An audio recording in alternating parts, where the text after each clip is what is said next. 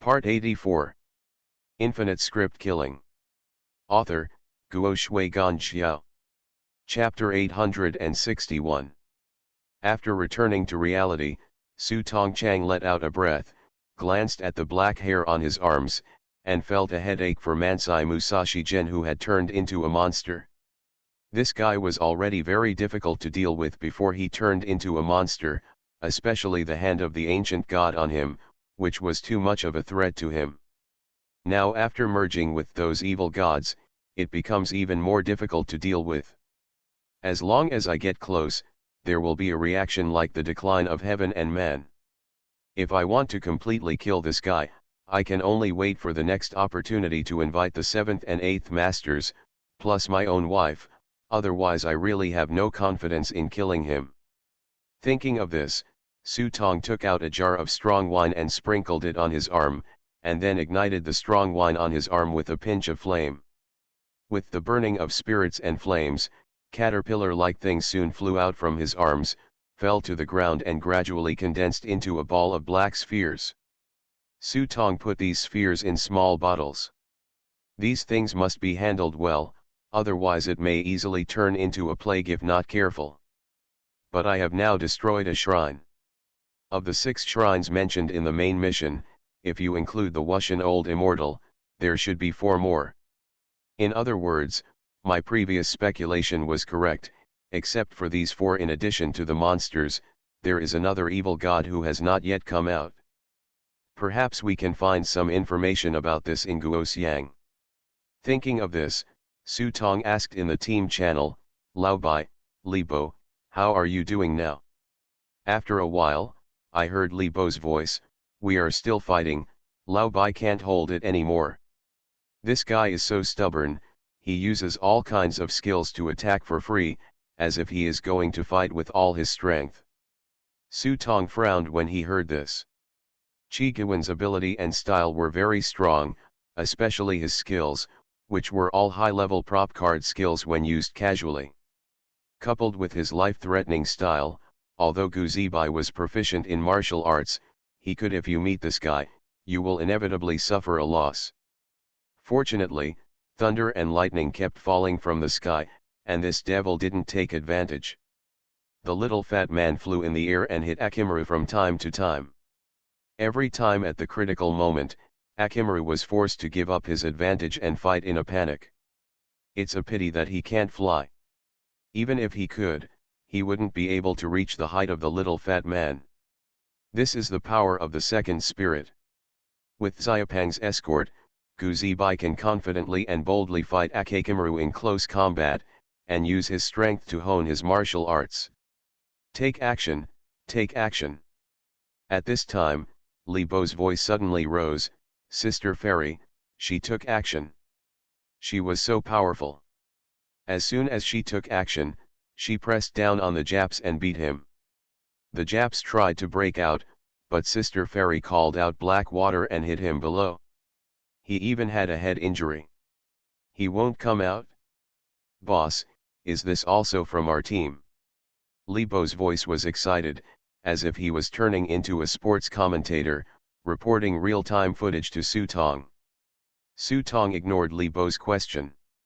He was almost rested and jumped forward straight to the Yuxing gang headquarters. Before she even got close, she saw the figure of the eldest princess standing high in the air. Her clothes had turned into a phoenix golden crown, and 3 Taoist fruits hung above her head like bright stars. This obviously made him really angry, and he even resorted to housekeeping tactics. However, Su Tong did not step forward to help. He knew that the eldest princess's methods were still behind, and it would be no problem to deal with Akimaru. So he stood not far away, hiding his aura, and Su Tong activated Shenmue Tong and Minjian Kimen at the same time. This time he wanted to find out what method this Akimaru used. In the corner, Li Bo looked up at the young lady wearing Fengxia dragon robe. He watched the boundless black water turn into thousands of troops with a flick of her jade hand. A single charge would have made Akimaru extremely embarrassed. If it hadn't been for him, the Wind Dragon Divine Treasure fan in my hand is probably that Akemeru has already been killed by the eldest princess under the black water.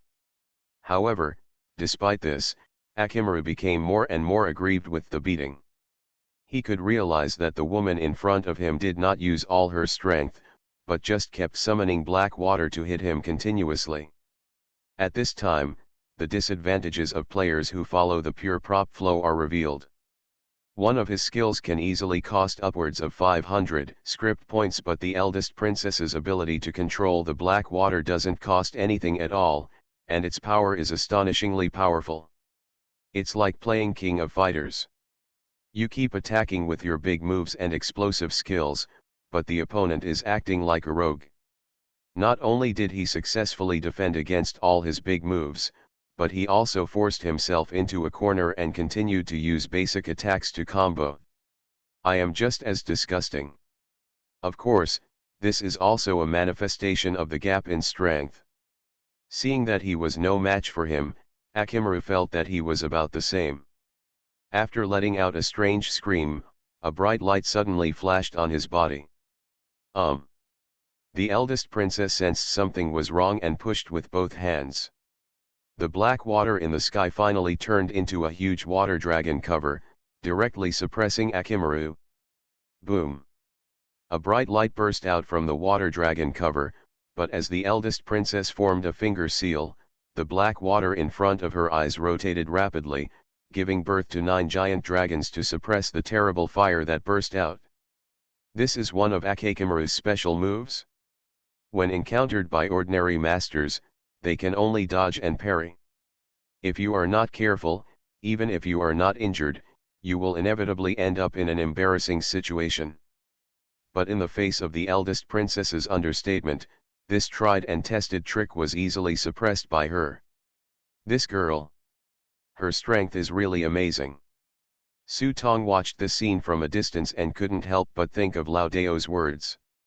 The eldest princess' current strength is stuck at enlightenment. It's not that her cultivation speed is slow, but because her master took away part of her soul and left her soul incomplete. In addition, her luck is also shared with Su Tong, so her cultivation has been stagnant. But now that the master has set her free, as long as she leaves her virtual reality, her cultivation speed will increase at an incredible speed. After all, the reverse training of life and death is the most difficult level. She has already passed it, and there is almost no obstacle to the road going forward. Just when Su Tong was thinking that, he really felt a little reluctant to let go of this girl. Suddenly, his eyes caught a cyan shadow flying out of the black water and heading straight towards the Kowloon Mountain in the New Territories. I've been waiting for you for a long time. Seeing this, Su Tong quickly followed him. If he couldn't kill Mansai Musashi Gen, who had turned into a monster, he would just use the sky's head to operate on him. The speed of the cyan light and shadow was extremely fast, but Su Tong was able to follow closely behind him. He took one step and the person appeared 100 meters away. Shrinking the ground into an inch can be used by masters in the Enlightenment realm, but for Su Tong, it is even easier. If he is not worried about alerting the enemy, Su Tong can easily do it in one step. I saw his figure flickering under the night sky, and for a moment he followed this green shadow to the vicinity of a cemetery. It turns out that Akemeru's true body has always been hidden in this place. I'm afraid few people would use the cemetery as a hiding place. It turns out this guy's true identity is hidden here. Su Tong stood in front of the cemetery, with a cold light in his eyes. Since you like pretending to be a corpse so much, I'll let you completely turn into a corpse today. Thinking of this, Su Tong's mind moved, and he saw the little fat man rushing over from a distance. Su Tong asked the little fat man to hide first, and when this guy showed up later, he would let him have a taste of what it meant to be struck by thunder. In the cemetery, there are crisscross tombstones standing there. There are not even 1,000 but 800 Chinese who come to the New Territories every day. Especially in the context of the current war years, many people have to leave their homes and flee to this place. But very few people actually return to their hometowns afterwards. The cemetery in front of us is the local Chinese cemetery. It is said that it was later changed into a permanent cemetery, but it does not have this name yet. It is more like a mass grave. As soon as I walked in, the air was filled with an indescribable strange smell. Woof woof woof. Wild dogs who didn't know where they came from appeared in groups around the cemetery. Many of the wild dogs' eyes were glowing red, apparently having eaten the corpses. After walking in, you can see graves everywhere. Some graves have been dug open by wild dogs, revealing corpses that have been chewed to pieces. Occasionally, you can see some indescribable rotten meat discarded on the ground. This is normal.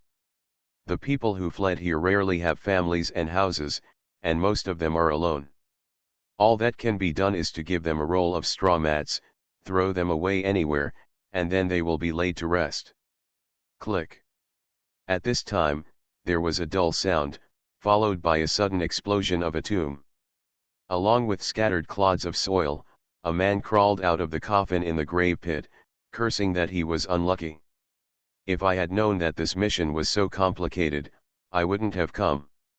As he spoke, he patted the dirt on his body and revealed his true appearance. He turned out to be an old man in his 60s. Although he knew that this was the role played by the other party, it was still a bit surprising. Akimura climbed out of the grave, but before he could stand firm, boom! A thunder in the sky suddenly illuminated most of the night, and a thunder fell, exploding directly in front of Akimura. The gravel and lightning caught Akimura off guard, and his body went numb. He flew backwards and fell heavily to the ground. Since you find it troublesome, I can make it easier for you. Under the night sky illuminated by thunder, Su Tong slowly walked out, holding the pure yang sword in one hand and summoning the dragon shut talisman in the other hand. It's you. Seeing Su Tong, Akimura widened his eyes and never thought that someone would find the place where he hid his true identity. His face flickered for a moment. He had fought with Su Tong and knew how powerful Su Tong was. What's more, there was a little fat ball above his head that kept sending out thunder and lightning attacks. If there was a fight, he might not be able to escape death today. Thinking of this, Akimura calmed down and said, "Wait a minute, I don't want to be your enemy, I can exchange my life with a piece of news." News? Okay, tell me. If it's really valuable, I'll let you go. Su Tong was leaning against the tree with Chun Yang's sword in his arms. He also wanted to hear what news could save this guy's life. Akimura took a deep breath, looked at Su Tong and said, "There is a traitor in your alliance." Infinite Script Killing. Author, Guo Shui Gan Xiao. Chapter 862. Traitor. I don't know if he has any prejudice in his heart, but when he mentions the traitor, Su Tong always thinks of one person unconsciously. Pharmacist. Speaking of traitors, this guy definitely has a criminal record. Moreover, this guy has been hiding in the pharmacy since he completed the mission. Su Tong felt that he was the most suitable traitor. However, Su Tong still pretended to be surprised and asked, "Who is it?" "Have no idea." Akimura shook his head and said, "The traitor will not reveal his identity, but they have a separate channel that can send us regular messages." In order to prove that his words were true, Akimura revealed the number of members of Su Tong's team. "There are 4 protons in the cave, 2 of them are your people, one of the protons was killed, and the other one is a guy from another team. This guy is hiding very deep. I don't know where exactly he is. In addition, among your team members, one is in the pharmacy, one is in the police station, and one is by your side, right?" Akimura told a lot of news that Su Tong had to pay attention to. The other party has almost figured out who their alliance is, which shows that his words are not false. This piece of news alone is not enough to buy your life. Su Tong didn't want to let Akimura go. This guy's ability was too troublesome. If he let him go this time, it would be hard to say that he would have a chance to catch him next time. Akimura casually took out a piece of information and threw it to Su Tong, Don't think that you have a chance to win. You still don't know the details of our club. The information in it is enough to exchange for my life. Su Tong took it and took a look, looking at the application carefully. It contains not only the full list of the Japs players this time and their roles, but also everyone's evaluation report. The most important thing is that Su Tong noticed that the other party's main mission was a summoning ceremony. I still need to carefully identify whether this information is true or false, but if I just let Akimura go, Su Tong will have a hard time getting over it.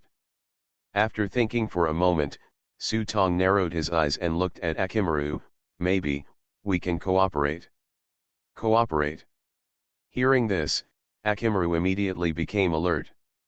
He neither refused nor agreed immediately, but said cautiously, "What kind of cooperation method?"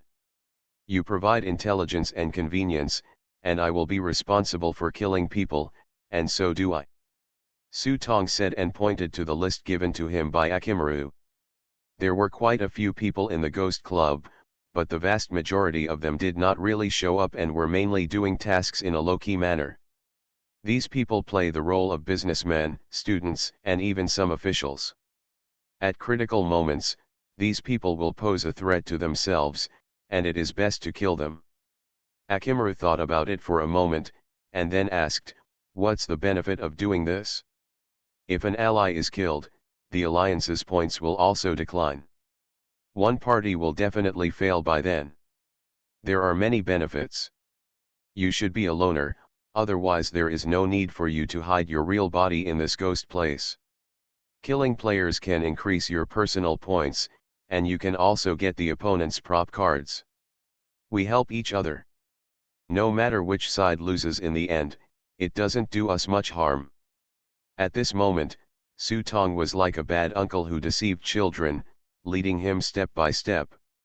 I have to say this seems to be a win-win plan.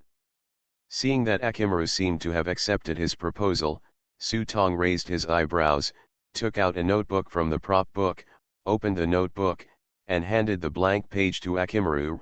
"Write down the person you most want to kill. Name that guy and I'll help you." This. Akimura looked at the professional smirk on Su Tong's lips, and felt a little uncertain for a moment, but he was bound to be stronger, and this might be a test by the other party. Akimura took a deep breath, took the pen and notes, and after thinking for a moment, a cold light flashed in his eyes. This guy should have died a long time ago. As he said this, he saw Akimura quickly write a name on the note, Sakuragi Sime. As he wrote the name, his vision suddenly blurred, but before he could figure out what happened, Su Tong snatched the note away. When I looked at it, I saw the 4 words Sakuragi Sime written on the note, which had gradually turned dark red. Seeing this, Su Tong finally felt relieved. "Yingmu Qingming, does this guy have a big grudge against you? Well, if this self-righteous guy wants to die, please kill him, please." Akimura asked Su Tong seriously, obviously not aware of the problem with this notebook. In fact, this is not surprising, because this notebook is not a regular prop card. Before throwing it into the prop book, no one would have thought that this thing would have such weird abilities. The most important thing is that its ability does not require script points, so it is not surprising that Akimura did not notice the problem. Easy to say, easy to say. Su Tong nodded repeatedly, suddenly feeling a little embarrassed when facing the serious Akimura. After putting the notebook away, Su Tong was ready to leave. "Wait, let me give you a heads up."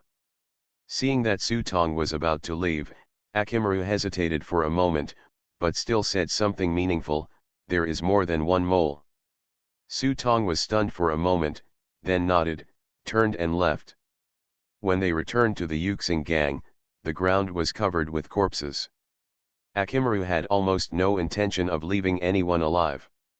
Almost all of the more than 40 people in the Yuxing gang were killed without exception. Fortunately, Ben went out to drink and was not at home, otherwise he would have to confess to being here today. In addition to the people from the Yuxing gang, many neighbors were also affected. The pharmacist also hurried over and took out medicine bottles to help treat these injured neighbors. How about it? When the eldest princess saw him coming back, she asked about Akimaru. Sutong spread his hands and said, "He ran away." Then he called Aben and asked him to pay some money for the burial of the dead brothers, and to give a compensation to the family members if there were any. "Boss, that guy ran away. He might come back next time. We need to find a way to kill him." Gu Zibai was sitting on a chair nearby. His face was not very good looking, and there was a bright red blood stain on his chest, which already explained his current situation. "Yeah, even though this guy can change his identity, he's hard to guard against." Li Bo and Yao Shi also came over. They were frightened by Akimaru's strength, and they were even more wary of this guy's ability to change his identity at will. If he lurks in like someone around him next time, give them a break at the critical moment. I'm afraid no one can feel comfortable. Sutong glanced at the pharmacist, his deep eyes making the pharmacist feel uncomfortable all over. However, Sutong quickly retracted his gaze, nodded and said, "It's a bit troublesome, so in the next time, we will all act together as much as possible. By the way, the Iron Hands from the Ridge team came just now and were looking after Guo Xiang in the room. I checked her and it seems there is no big problem." Mentioning Guo Xiang, Sutong then remembered what happened to this girl. He walked into the guest room with someone and saw Guo Xiang lying on the bed, seemingly sleeping peacefully. Tai Xiao was sitting on the bedside taking good care of her, for fear that something might go wrong. Seeing Sutong and the others coming, they rushed to greet them. After Sutong briefly explained the matter to Tai Xiao, he also examined Guo Xiang himself. Guo Xiang's physical condition was normal, but when he examined her carefully with his life Ikemen, he found that this woman's luck was an abnormal red color. It was as if there was something hidden in her luck, but when she wanted to see it more clearly, she couldn't see anything. This was the first time I had seen this situation, and I was not sure what Guo Xiang's situation was. "I have some potions here that can calm your mind." The pharmacist took out a bottle and handed it to the Iron Hand. "Okay, thank you." Tai Xiao quickly thanked him, then took Sutong aside and asked about the cause of Dibo's death. Regarding this matter, Sutong really couldn't explain it. After all, killing his teammates was a black spot that was difficult to erase in any team. What's more, Guo Xiang's team still belongs to the deputy team. Leaving this dark history will definitely not be beneficial information to Guo Xiang.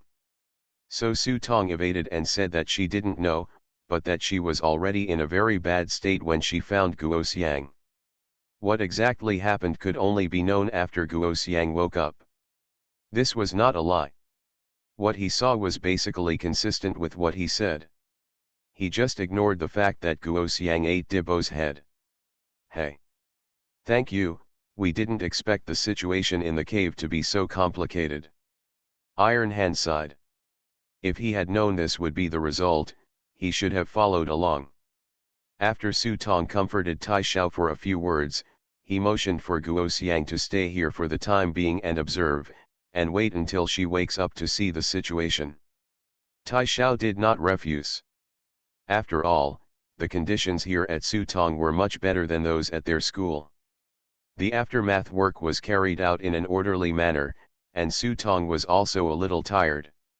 He lay on the bed, holding Akimaru's list in his hand. Looking at the names of more than 10 people on the list, Sutong's heart began to rise. There was a murderous aura. He remembered Mr. Tai's previous promise. He does not intend to share this list for the time being, so as not to alert others. But, what does Akimaru mean by his last words? There is more than one traitor? Is he hinting at me? After sitting in the room and thinking for a while, I heard the pharmacist's voice on the team channel, "Head, Guo Xiang is awake." As soon as the pharmacist's voice fell, Sutong opened his eyes suddenly and noticed a strong evil spirit pouring out of Guo Xiang's room. Not good. Sutong immediately rushed out of the room, and before he could push Guo Xiang's door open, he heard a dull rumble coming from the room. Immediately after the door and window of the room exploded, a black figure jumped out of the window and stood on the rafter outside. Cough cough cough. The pharmacist got up from the ground with a look of fear on his face. He was giving medicine to Guo Xiang just now, but who knew that this girl would suddenly kill him? If the iron hand on the side hadn't noticed something was wrong and pulled him away in time, he probably wouldn't be dead now. To be disabled. Su Tong walked to the window and took a look. He suddenly thought something was wrong. He saw that Guo Xiang's face was covered with black veins, his eyes were so red that they seemed to be bleeding, and his whole body was wrapped in a black evil spirit. Guo Xiang, you are crazy. Iron Hand covered the wound on his chest and looked at Guo Xiang in surprise. She is possessed. She is not Guo Xiang now. Su Tong held Tai's hand to stop him from coming forward. He looked at Guo Xiang and asked tentatively, who are you and what do you want to do? Hey hey. However, Guo Xiang just let out a deep strange laugh, then turned around and jumped off the wall and ran away. Tai Xiao originally wanted to chase, but was stopped by Su Tong. You are not in good condition, I will go. Saying that, Su Tong jumped up, and his figure was like a gust of wind, following Guo Xiang in an instant. Both of them seemed to be deliberately avoiding crowded places, and they gradually stopped until they came to a wasteland on the outskirts of the new territories. Guo Xiang turned around and looked at Su Tong, who was catching up. A twisted face reflected in his red eyeballs. Help me. She spoke directly and without unnecessary nonsense. Su Tong sat down and sneered when he heard this. Why? These evil gods are not good at all. They are mostly evil gods worshipped by people in certain eras, or they are tools used by an ancient rebel army to fool the people. Their presence in this place now is not a good thing in itself. If you don't help me, more and more people will die. Su Tong is not the kind of person who can be kidnapped by morality. Hearing this, he became even more disdainful and said, people die every day in this world, and I can't control that much. Facing a master like Su Tong who takes soft things but not hard ones, Guo Xiang showed a confused look on her face. It seemed that in her impression, land gods equals enlightened masters equals living bodhisattvas. But Su Tong's style was completely different from what she had imagined. Not only is he despicable and selfish, but he also has no sense of the overall situation. He is simply a villain. In the age of the end of the Dharma, can such a person achieve enlightenment and become an immortal? However, she did not struggle for too long, unable to hold her morally hostage, so she exchanged benefits. I can give you many benefits, and even tell you the secret of becoming an immortal. Oh, Su Tong took out the cigarette pole from the prop book and put it in his hand. Tell me about it. You are already an earth immortal. You have become an immortal by cutting off the Tao, and ascended by joining the Tao. You. Before Guo Xiang could finish her words, Su Tong quickly interrupted him with a wave of his hand. Hey, you don't need to say this. Let's be honest, what good can you do to me? The corners of Guo Xiang's mouth twitched a few times, and then he continued, there are many benefits. Forget about gold and silver, I'm not short of money. Su Tong seemed to have anticipated what the other party would say and added in advance. Now even the number of words Guo Xiang wanted to make up was saved. Being pressed by Su Tong step by step, Guo Xiang could only take out her last trump card. She opened her mouth and a round thing slowly spit out from her throat. Then with a golden light, the thing was spat out from her mouth. It was round and shining with golden light. Guo Xiang threw the thing to Su Tong. However, Su Tong jumped directly and hid 100 meters away. At the same time, Xian Yuan's shield summoned the crossbar in front of him, and even his body was covered with a layer of delicate dragon scales. The appearance of being fully armed made Guo Xiang say in her heart that this guy was too careful and didn't leave any chance at all. You can't blame Su Tong for being so cautious. Guo Xiang's own strength is not much worse than hers. Even she was caught in the attack without her noticing. What if she is not careful? This is a dragon ball, a treasure. Guo Xiang pointed to the golden sphere on the ground. Su Tong blinked and raised his head, just one. Hearing this, Guo Xiang almost fainted and said angrily, "This is a treasure of heaven and earth, created by luck, how many more do you want?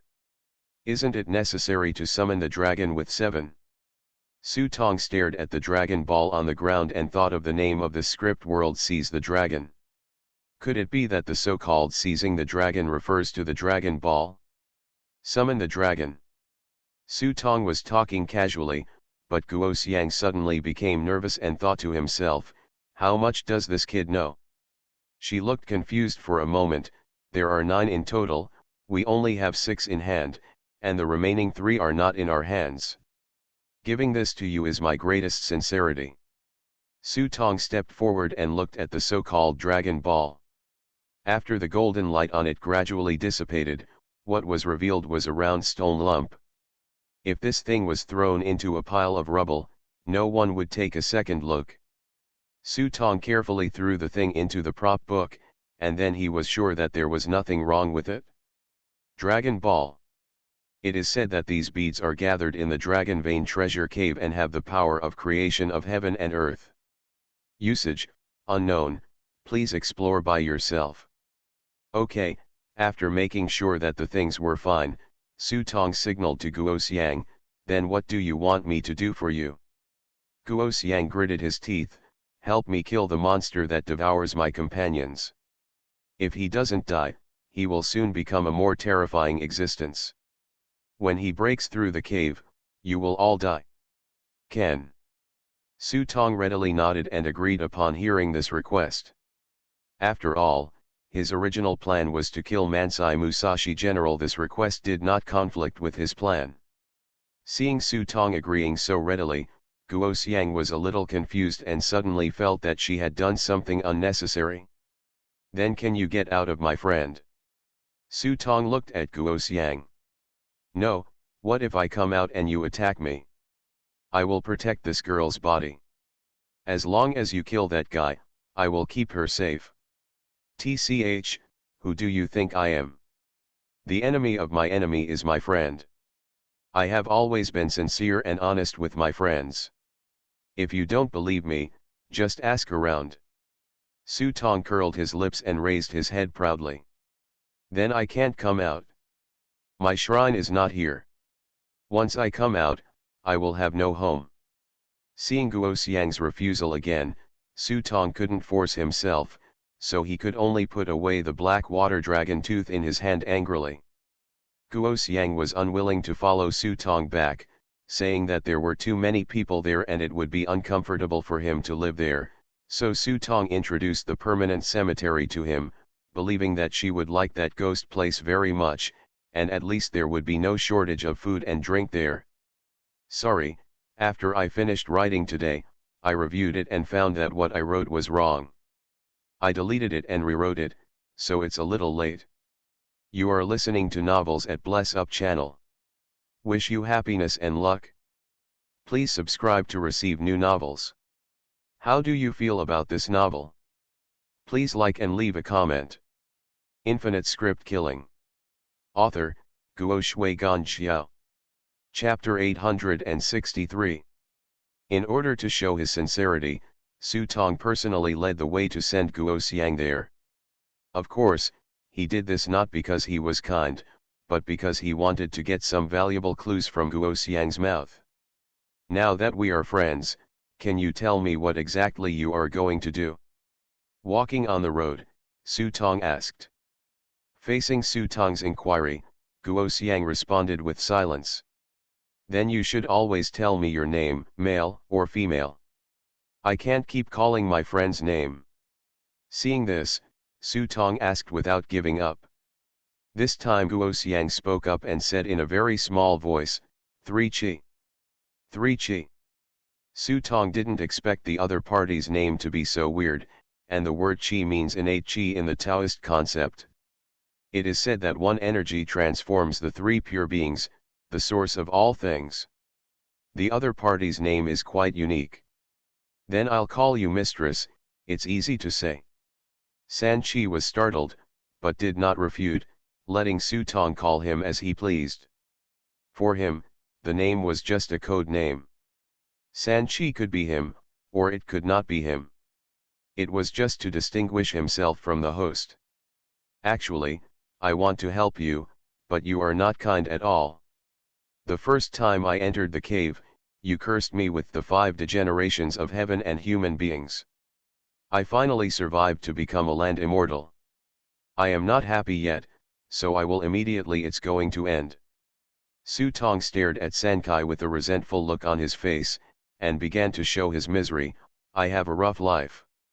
When I was a child, my father did not care for my mother and I was helpless. I finally survived until today. I wanted to hide here and do something. Typing immortal, do you think I recruited you? Sankai raised his head and glanced at Su Tong in confusion, and said angrily, don't try to trick me. You are full of pure yang energy and are undoubtedly the true successor of the Quan Zhen section. How could you be so miserable? No, I still want to get married and have children. I can't stand what Quan Zhen teaches.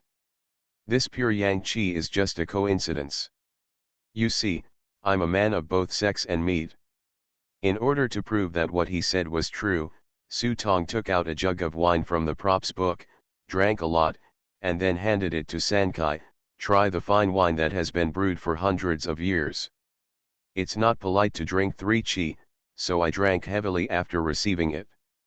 Then he smacked his lips and praised, it is indeed a good wine. Since ancient times, smoking and drinking have never left home. Try this. Su Tong took out another cigar and offered it to him. He would not refuse anyone who came with 3 cigars, imitating Su Tong's example and trying to smoke it. I almost choked after just taking a sip. Don't cross your lungs. You have to taste this slowly. The more you taste it, the more fragrant it becomes. Yes, it's just like drinking tea. Su Tong gradually taught these 3 people how to smoke cigars. There is a saying that goes well, it is difficult to learn well, but it takes a day to learn bad. If you want to learn this bad habit, everyone will learn it very quickly. After a while, Sankai began to puff up and enjoy. He had not experienced this feeling of being surrounded by clouds and smoke for a long time. Soon he finished smoking a cigar and looked at Su Tong. Su Tong casually took out another one and gave it to him. Of course, he never stopped complaining. This person has a soft mouth and short hands. Maybe Sankai also felt that it was not suitable, so he finally said, what's wrong with you? The 5 degenerations of heaven and man are not true. As long as you help me kill that guy, I can help you recover. But in my situation, I'm afraid I'm going to burp at any time. Su Tong stretched out his arm and gently rubbed off a layer of plaster. This was an extremely abnormal thing for an immortal. Sankai frowned for a moment when he saw this. Knowing that his drawing of the pie was not very good, he had no choice but to draw another piece of pie. I saw him taking a puff of the cigar in his hand and looking in the direction of Julong Mountain. We are looking for a door. Door. Su Tong looked at Sankai and asked curiously, what door? I do not know. After Sanchi finished speaking, he suddenly laughed hoarsely and looked back at Su Tong. Don't believe it, we have never seen that door. We don't know what that door looks like, but to us, the door may be the last hope. The disappearance of the last dragon vein of the Manchu Qing dynasty has opened the curtain for the age of ending Dharma. If these gods, who have already been branded as evil gods by various dynasties and generations, cannot seize this last opportunity, they will be destroyed in a few years. Will disappear completely. So they are looking for a door. It is said that this door can help them travel through time and space and return to an era long ago. In that era, they may still have a chance. That's it? Su Tong listened with rapt attention, but suddenly thought of the eldest princess in his heart. Could it be that she was also looking for this door when she mentioned the time to leave? Su Tong was lost in thought when San Chi suddenly said, "Would you like to join us? If we find that door, we can go together. The age of ending Dharma will be a cruel era for you. In this era, your strength will continue to decline until you become immortal." While San Chi was speaking, he looked at Su Tong, trying to see the answer he wanted from his eyes. But Sankai is destined to be disappointed. Su Tong knows best what the end of the Dharma era is like. More importantly, as a player, he does not need to walk through the door and can still travel at any point in time.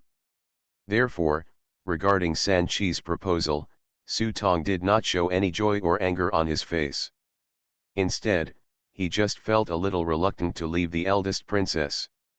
This reluctance, in Sankai's view, was understood as another meaning, and he nodded as if feeling something.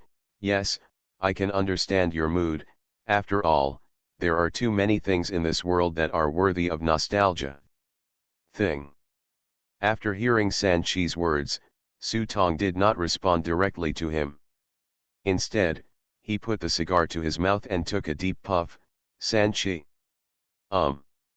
Have you ever heard a song?" "What?" The smoke clouds spit out along Su Tong's mouth and nose, and the smoke clouds enveloped Su Tong's cheeks. For a moment, the expression on his face was like the misty smoke, as if he was awake or dreaming, making it difficult to see clearly. He looked back, he glanced at San Chi and said, "There is a kind of love called letting go."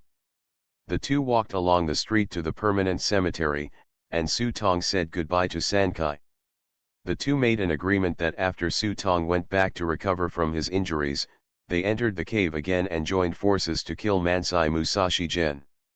By the time Su Tong got home, Tai Xiao was already going crazy waiting. Seeing that Su Tong was the only one coming back, he hurried forward to ask what was going on. Su Tong could only comfort Iron Xiao first. Regarding Guo Xiang's situation, Su Tong could only say that now that Guo Xiang was still alive, the other party had no intention of killing Guo Xiang, otherwise Guo Xiang would have been a corpse by this time. Then he said that if he wanted to save Guo Xiang, he must help him kill Gen Mansai Musashi. But the current Mansai Musashi Gen is no easier to deal with than before, and is even more terrifying than before. I don't know how much of Sankai's words are true or false, but I am sure that this guy is in a bad situation. Believe me, I promise to help you rescue people. In the past 2 days, after we have completed all the scattered tasks on hand, we will assemble the entire team to enter the cave world again." Although Tai Xiao is anxious, he has no better way now, so he can only nod and acquiesce to this method. After seeing off Tai Xiao, Su Tong told Gu Zibai, Li Bo, and Yao Shi not to act separately during this period, while he took the eldest princess into the room to heal her injuries. "Is this the head's wife?" Li Bo raised his head, looked around, and asked Gu Zibai in a low voice. Being able to witness the eldest princess's strength and her stunning beauty with his own eyes, although Li Bo didn't dare to think anything wrong about her, he could still feel envious and jealous. Gu Zibai didn't reply, he just held his chin with a grimace, as if he was thinking hard about the above matter, but he couldn't think of it for a long time. He always felt as if he had forgotten something, but he couldn't remember it for a while. It wasn't until he saw Aben putting his dead brothers into coffins that he suddenly slapped his forehead. How could we forget this?" Gu Zibai hurriedly shouted in the team channel, head, we still have someone who hasn't come out yet." Infinite Script Killing. Author, Guo Shui Gan Xiao. Chapter 864. Inside the cave. Gao Zhou was lying on the ground. As a zombie, he was still a zombie without bones. He never thought that one day he would be so miserable. But after taking a look outside the window, Gao Zhou didn't have enough confidence to go out. Since Su Tong left, the situation outside has become increasingly weird. He had a feeling that the house here seemed to be coming to life. No, to be more precise, it was an indescribable living. It seems that there is a pair of eyes in every corner watching the surroundings at all times. Even if I go to the window to look outside, I will feel like others are peeping at me. But these were not the weirdest things.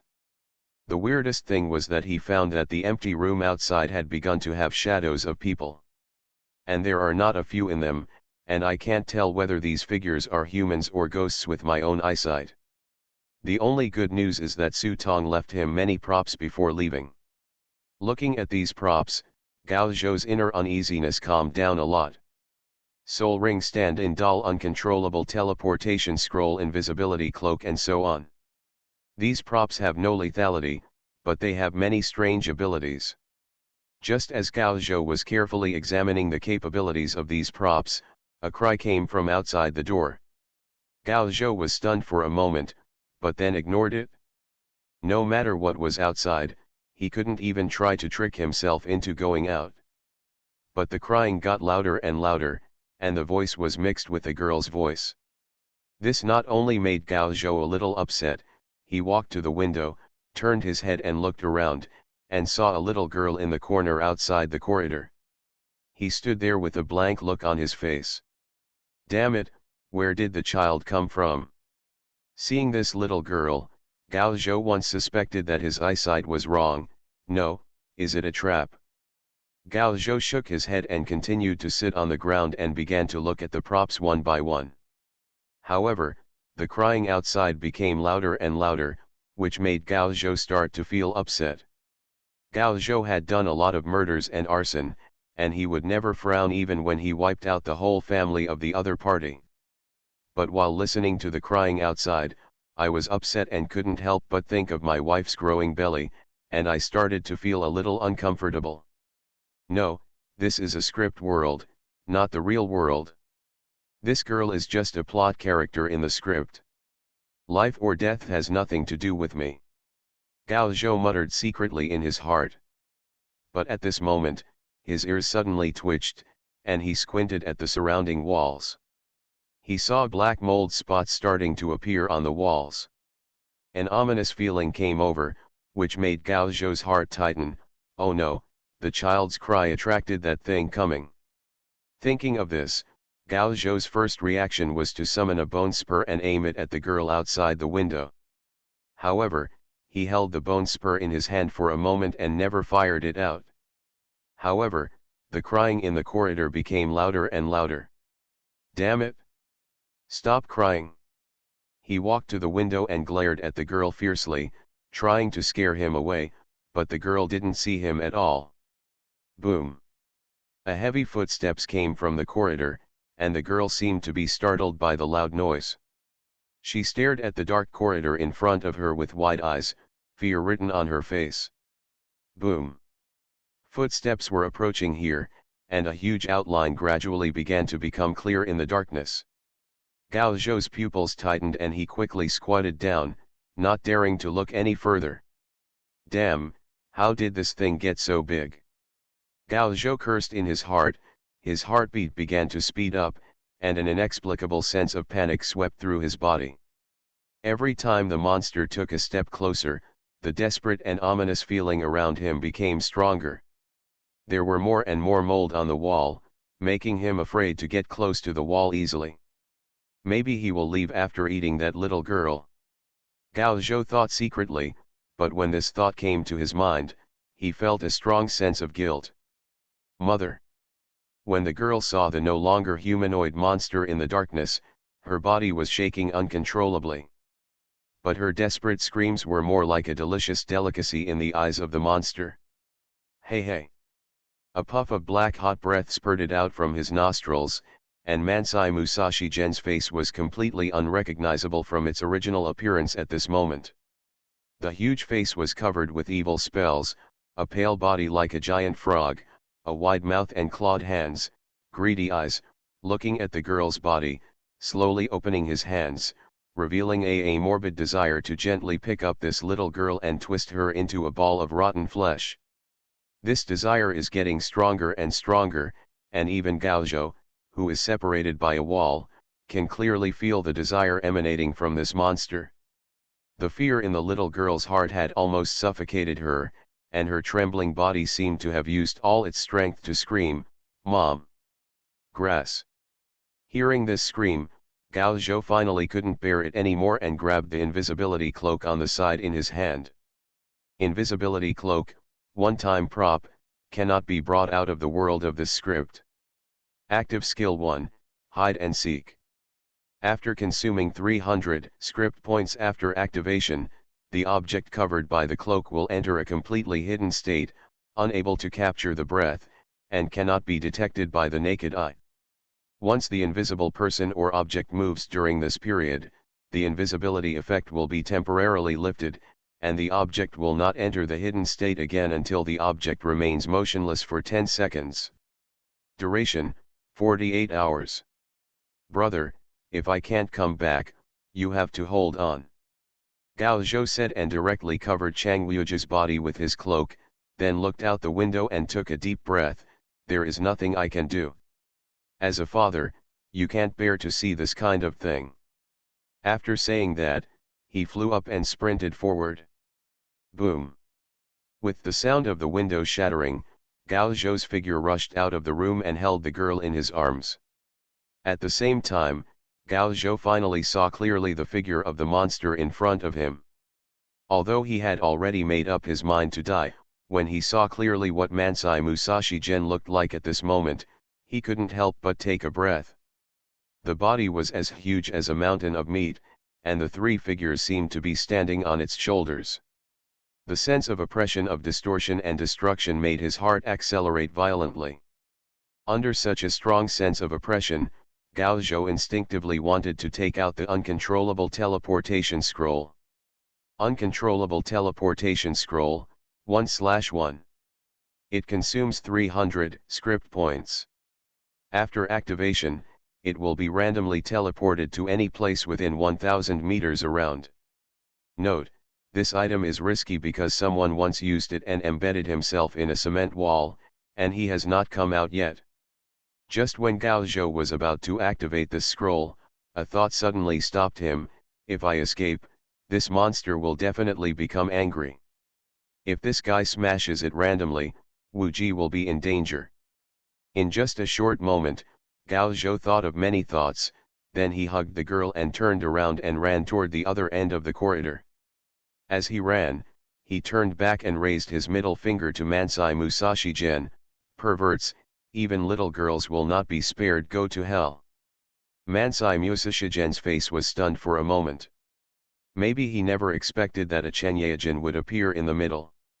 Seeing the food he was about to enjoy just slip away, an angry and manic mood suddenly rushed into Mansai Musashi Gen. Mind. Ah! With a crazy roar, this guy's body rushed towards Gao Zhou like a flying cannonball. Feeling the rotting stench coming from behind him, Gao Zhou looked back. When he saw the image of the distorted face coming at him quickly, his scalp went numb and he almost threw the girl in his arms as a hidden weapon. Fortunately, Gao Zhou's long-standing battlefield experience allowed him to make the right choice immediately. With a wave of his hand, 3 bronze-armored corpses were summoned by Gao Zhou, forming a human wall in front of Wanzai. Wanzai was stunned for a moment when he saw this, maybe thinking that 2 for 3 seemed like a good deal. However, when he got closer, Gao Zhou pinched his fingers and said, "Explode." Boom! 3 bronze-armored zombies exploded at the same time, and the huge shockwave tore open 2 bloody wounds on Wanzai's body. If you want to eat, eat shit. Even though he was already a coward in his heart, he was still yelling and cursing. It's not very harmful, but it's extremely insulting. Wanzai's body was trembling slightly, as if all the blood in his body was rushing to his head. The manic and uncontrollable mood completely swallowed up his reason in an instant. He screamed wildly, and actually grabbed the woman's body on his back with his backhand. Regardless of the large piece of flesh and blood coming out of the woman's body, he actually threw it towards Gao Zhou like a spear. Once the woman's body left Wanzai's body, it rotted quickly. In the blink of an eye, the body turned into a skeleton of white bones. The next moment the body flew into the air, it appeared behind Gao Zhou, and then opened its mouth to face Gao Zhou. Suck. Gao Zhou felt his body sink suddenly, but he was not affected at all. However, the body of the little girl in his arms suddenly dimmed. Seeing this scene, Gao Zhou immediately understood that the girl he had saved was probably no longer alive, but this did not mean that he had to give up on her. Seeing that the girl's soul was about to be sucked away, Gao Zhou's eyes showed a fierce light. He picked up Qi Yu's blood blade, and hit the skeleton behind him with his backhand. You, I'm a zombie, I don't have a soul for you to suck. Qi Yu's bloody blade, burning with blood, struck hard on the woman's skull, splitting her head in half instantly. After losing the influence of the suction, the girl's soul body immediately returned to normal. However, before Gao Zhou could feel happy, a terrible sense of oppression made all the hair on his body stand on end. It turned out that Wanzai had appeared beside him at some unknown time. A cruel smile appeared on that weird face, the huge arm exploded with black flames, and punched Gao Zhou on the head. Boom! For a moment, the entire building was shaking, and countless bricks and stones were splashed around. The area from the 4th floor to the 1st floor was directly smashed to the ground. But Wanzai didn't see Gao Zhou's body. He glanced around and saw a figure in the dust quickly rushing into the sky waving huge flesh wings. Hoo! Gao Zhou's chest rose and fell violently.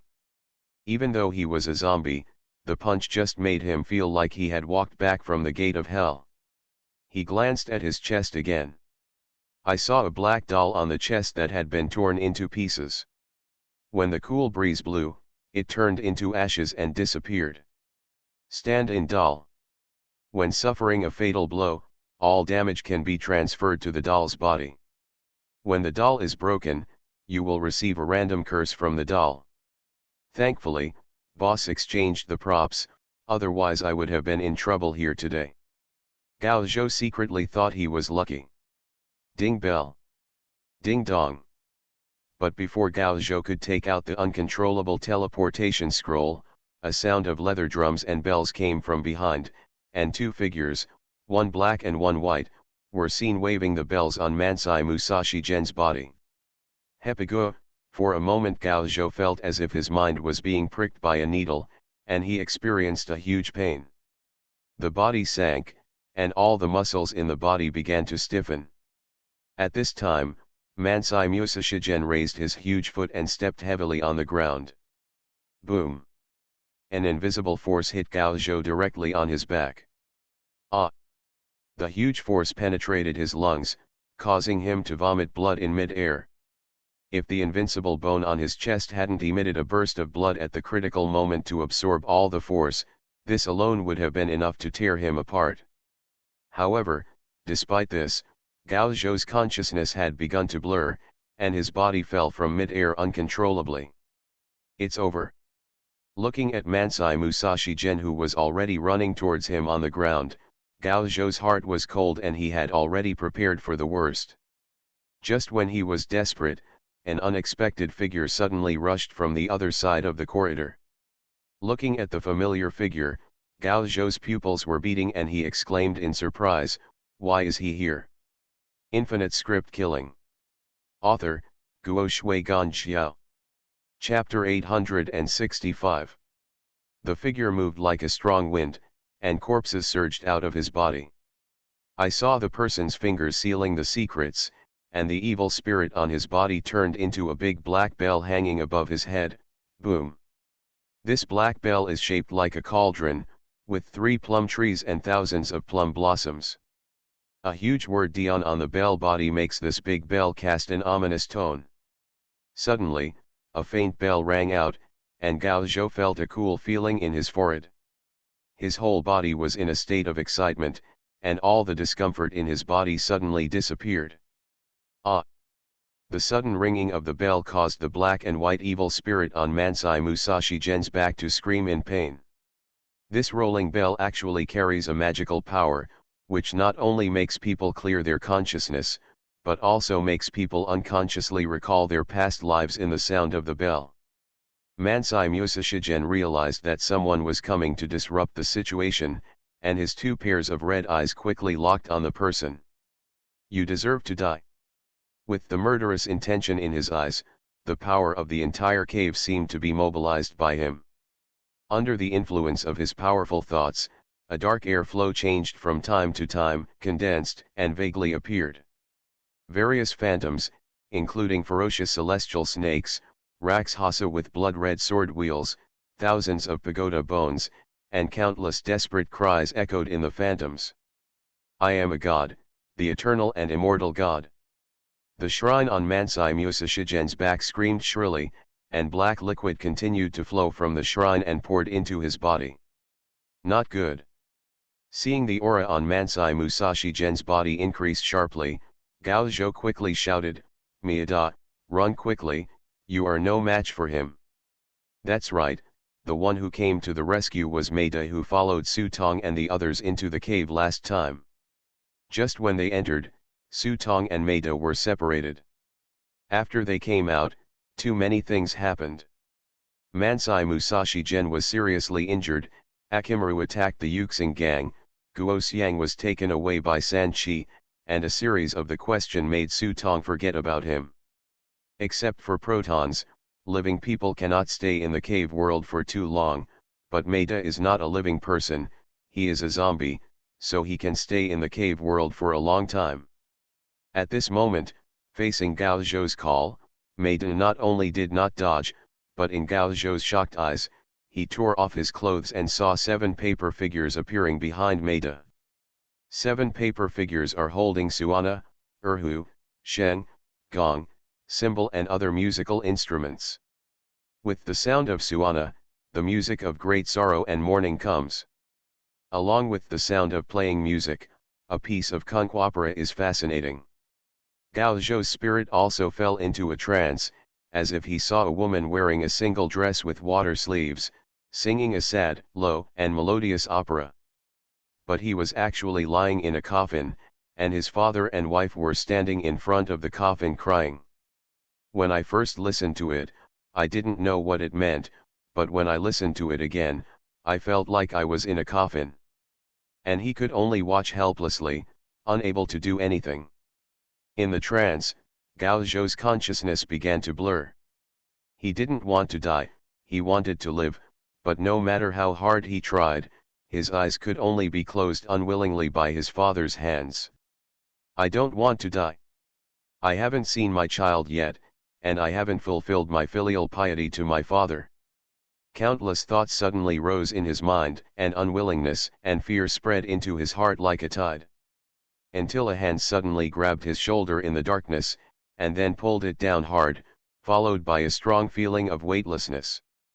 Gao Zhou opened his eyes suddenly and instinctively opened his mouth to shout, but his mouth was tightly covered by a hand. Taking a closer look, a stern face appeared in front of him. It was Maida. Maida made a silent gesture and then pointed behind him.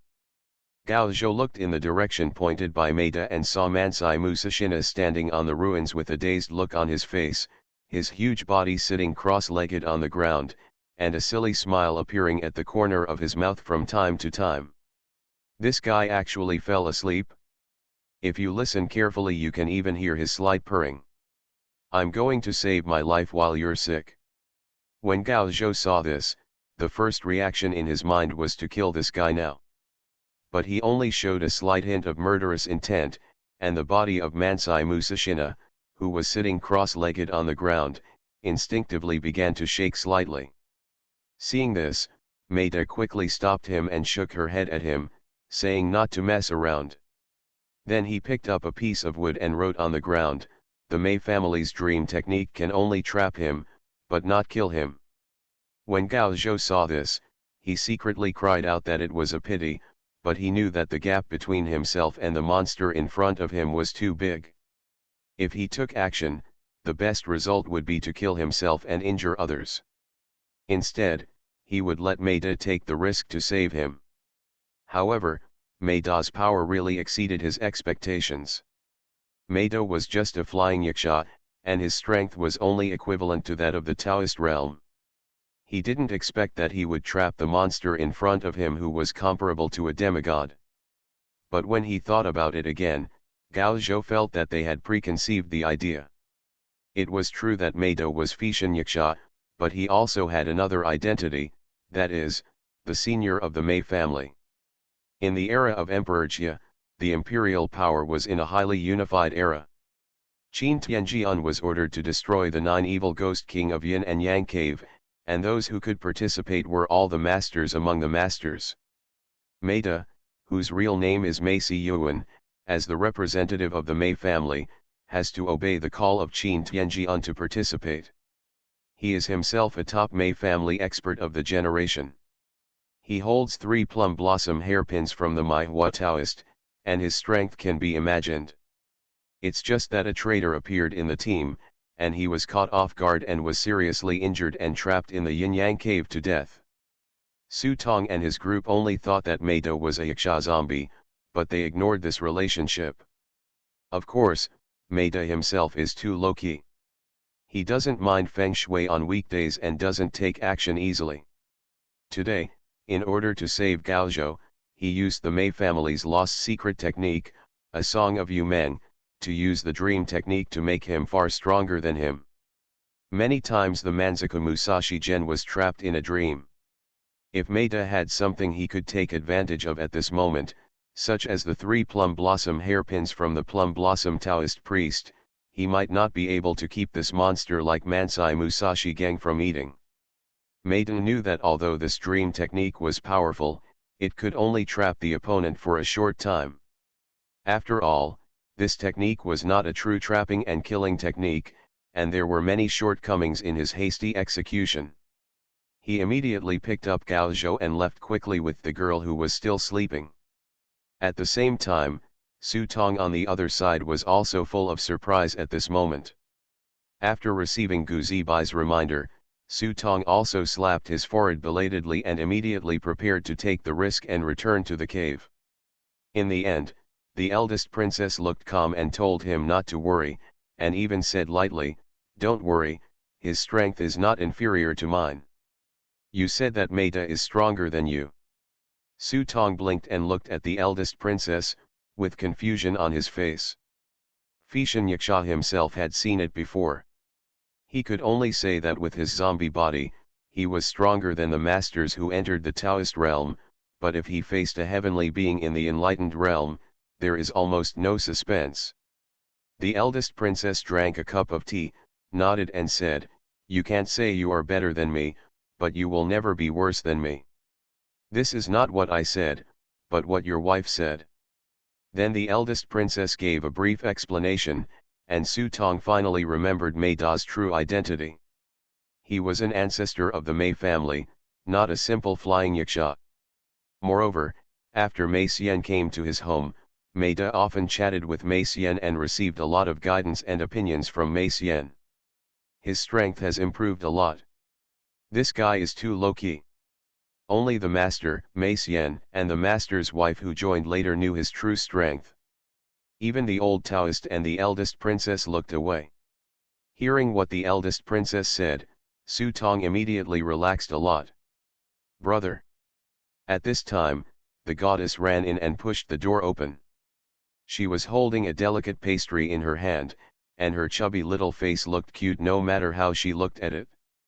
"Where have you gone?" When Su Tong saw Tianyu, his face darkened and he became serious. Although he was not worried about the safety of this girl at all, Su Tong felt like she knew everything about everything from the time they met her to the blind man calling her a fairy. When it came to her strength, Su Tong couldn't figure it out, but it's not certain who could hurt this girl. But after Akimaru's sneak attack on the Yuxing gang, this girl disappeared, and she was lying if she said she wasn't worried at all. The goddess ran to Su Tong with a smile, raised her nose and sniffed Su Tong a few times, then turned to the eldest princess and said, "You are so lucky. You can get whatever you want. The Dragon Ball you want, isn't it? Is it coming?" "Dragon Ball?" The eldest princess was startled, then looked at Su Tong. "Did you get the Dragon Ball?" Su Tong was also a little surprised. He took out the dragon ball that Sankai gave him from the prop book and handed it to the eldest princess. Then he looked at the goddess. How did you know that I have the dragon ball on me? The goddess pointed to her nose proudly. Although you stink, the smell of dragon beads cannot hide it. I used to eat these as jelly beans every day, and I can smell them when I get close to you. Su Tong and the eldest princess were speechless for a while. I really don't know where this girl came from. Is she really a fairy in the sky? Eating dragon balls as candy? The eldest princess took the dragon ball in her hand and looked at it carefully. It is a dragon ball, but one is not enough. There are 9 more. From what Sankai means, it seems that they dug them out of Julong Mountain. When Su Tong said this, he hesitated. They also mentioned a door that can lead to more ancient times. The eldest princess's pupils tightened, and a wry smile appeared on her face for a moment. I thought it would take a while, but it turns out everything seems to have been decided long ago. Sure enough, what they were looking for happened to be what the princess was looking for. There was a moment of silence in the room. Su Tong and the eldest princess looked at each other with complicated expressions. However, at this moment, the goddess on the side ate all the cakes in her hands, took a sip of tea while holding the tea on the table, wiped her mouth with satisfaction and said, "What they can't find, even if they find it, is fake. Anyone who goes in will be torn into pieces by time." You are listening to Novels at Bless Up channel. Wish you happiness and luck. Please subscribe to receive new novels. How do you feel about this novel? Please like and leave a comment. Infinite Script Killing. Author, Guo Shui Gan Xiao. Chapter 866. Fake. Now even the eldest princess couldn't sit still. Yes, fake. The goddess nodded affirmatively and said to the eldest princess, "That door is a trap. Anyone who enters will be destroyed. The real door is not in the world, but in the heart." Su Tong frowned and wanted to slap this girl. He said angrily, "Speak clearly, what does it mean to be in the heart?" The goddess scratched her head, with a troubled expression on her delicate little face. She thought for a long time before saying, "I can't say that if something is broken, it will never be found again. This is like an aloe vera painting, with forked reeds rippling on the horizon at dusk. In the eyes of some LSBS, it is an indescribable beauty, but if it is broken, there will be no going back." The eldest princess knew that the goddess was kindly reminding her. After all, if this door was so easy to find, how could those evil gods stay here for so long? Moreover, she was not ready yet, so she said that there was only one dragon ball, which was still too little for her. These things are easy to collect in this era. If you really find the door and go in, it will be very difficult to find these things. The goddess picked up the dragon ball on the table and swallowed. Unfortunately, it is still the dragon ball from the earth dragon, and the taste is a bit worse. Su Tong was afraid that the girl couldn't help but eat this thing in one bite, so he quickly grabbed it and took out a bag of potato chips and handed it to her. But what she said did make some sense. "It seems that I have to think of some way to get these dragon ball frames. As for Sanchi, they only have 6 in their hands." Su Tongke didn't believe his lies. After the dragon ball was temporarily put away by Su Tong summoned the great Sun Ruyi furnace, and the massive thunder fluid inside was used as fuel, which turned into billowing pure life essence and sprinkled down to restore the injuries of the 2 people.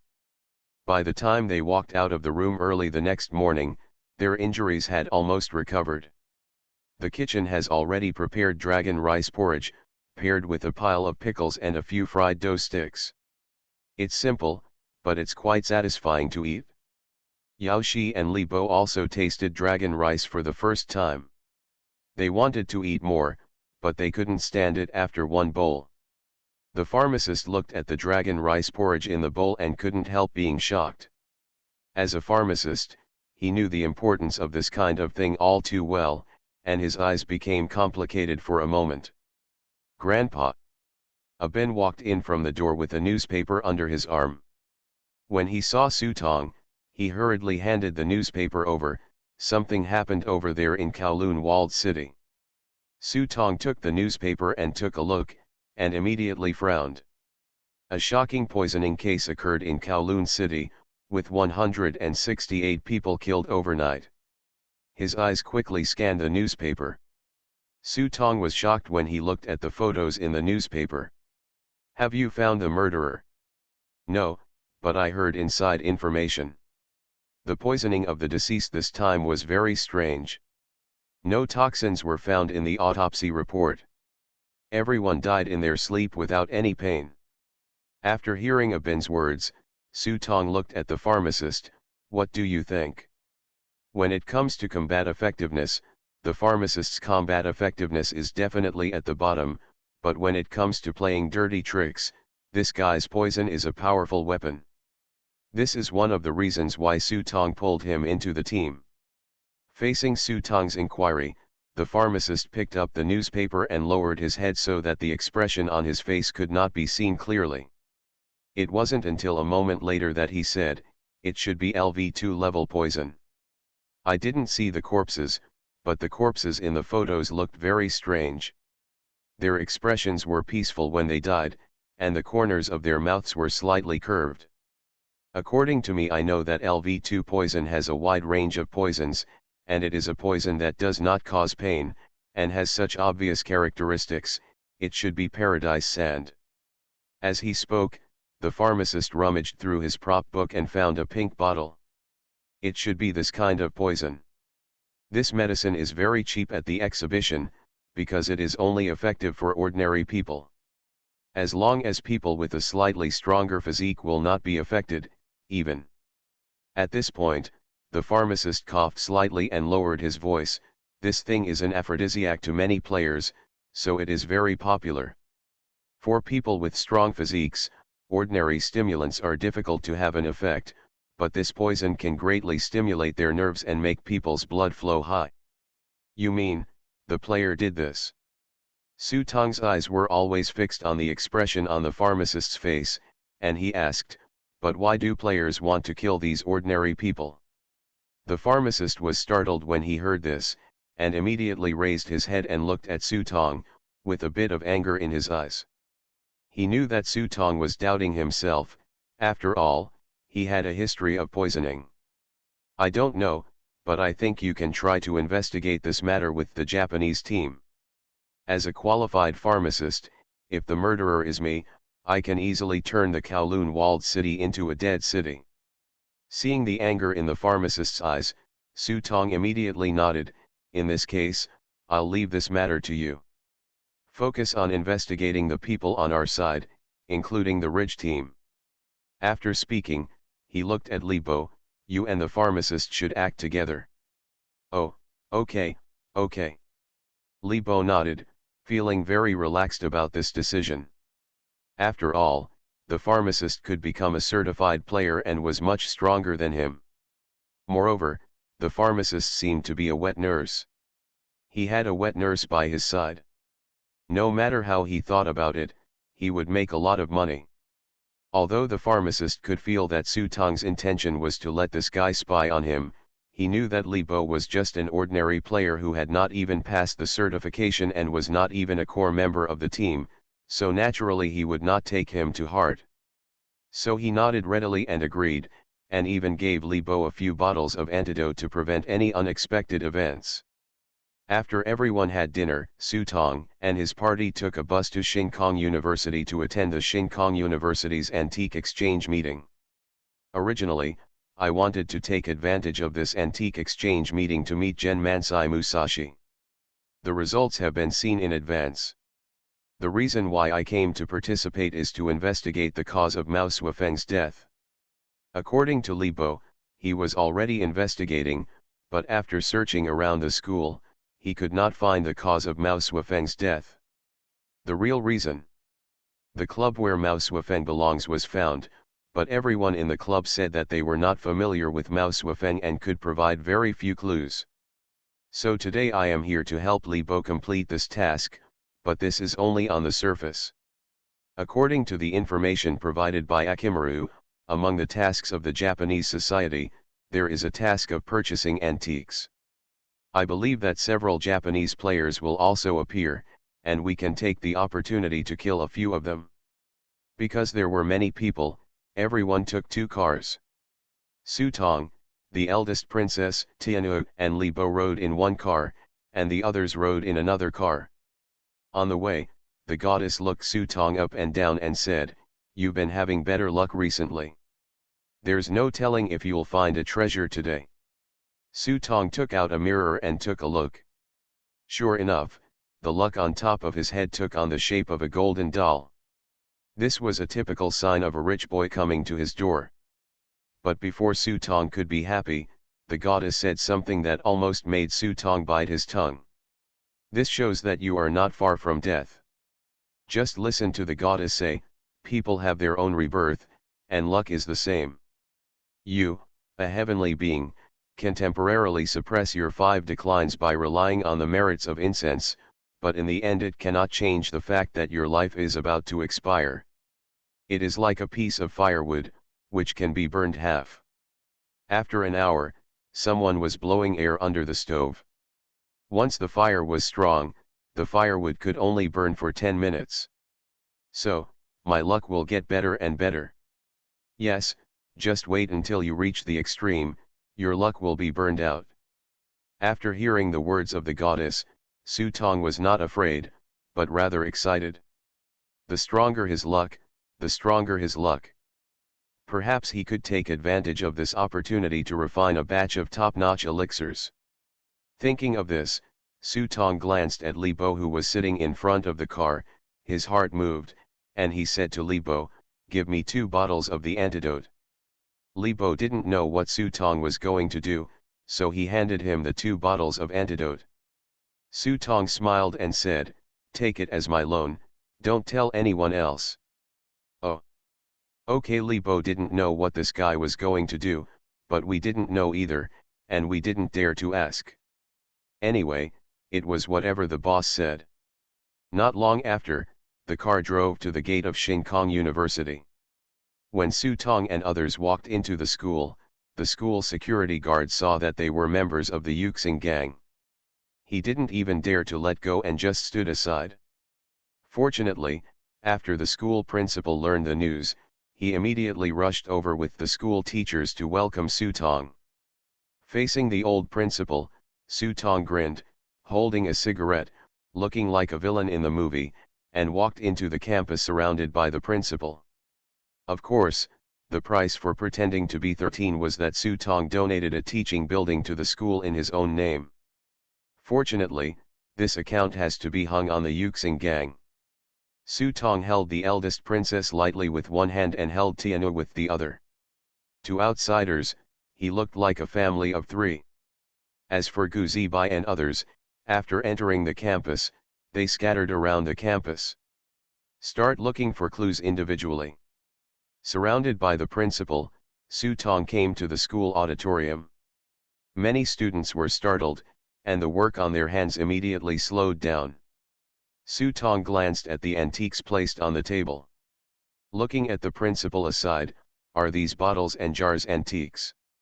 Yes, this is a 6-color enamel jar from the Emperor Qin Huang's reign.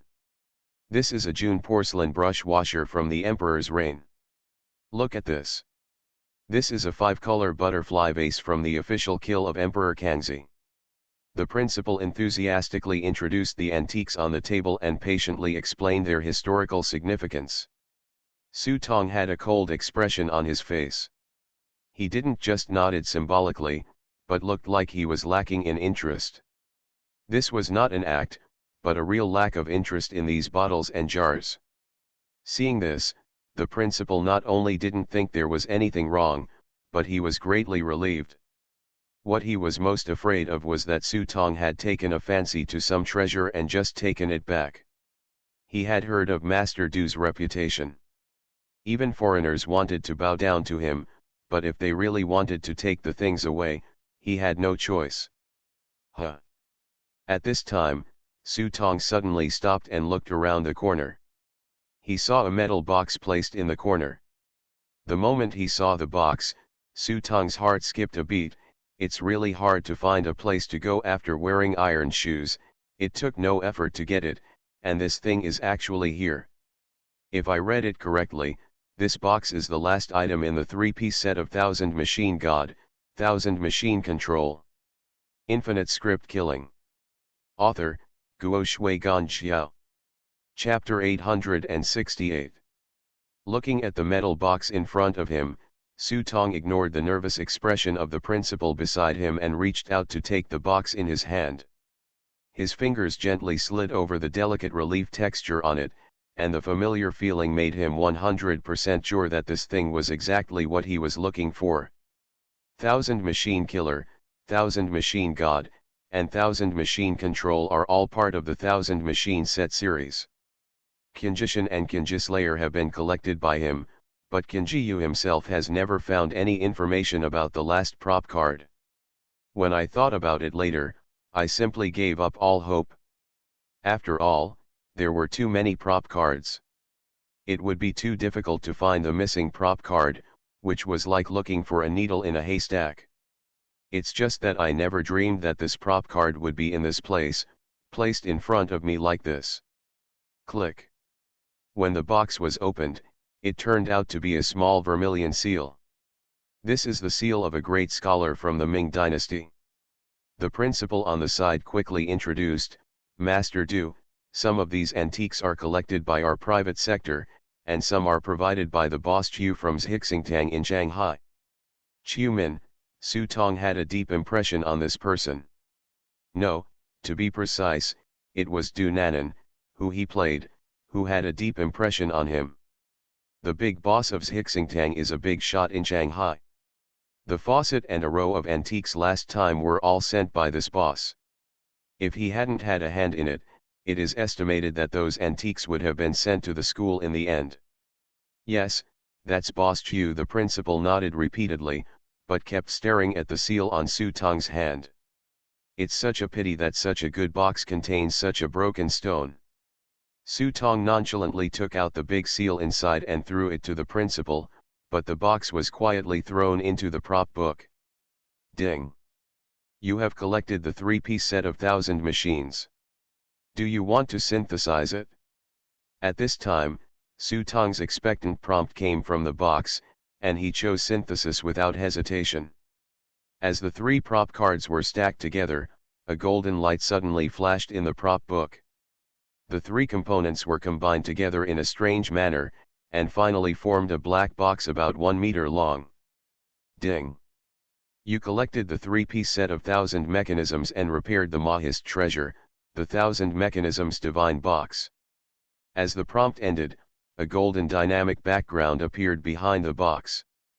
Under the skillful hands of countless craftsmen, the texture on the box began to become clearer. Finally synthesized. Su Tong took a deep breath and suddenly became excited. When I first got the Thousand Machine God, I used the life icon and a lot of merit divination, thinking that this thing might be very important to me. But this thing was missing. Later, by chance, I got GNG kill, but the last component was never completed, so I didn't take it seriously. I really didn't expect that they would all come together at this moment. Immediately, he couldn't wait to look at this prop card. Thousand Machines Divine Box. It is said that the Mahist treasure contains the wonders of Yanchu, the essence of mechanisms, and countless magical functions. Passive Skill 1, Non-Gong Jimo. The holder will receive the LV3 level mechanism bonus. If the holder has mastered the mechanism skill, the mechanism skill will be add 3. Active Skill 1, God Killing Control.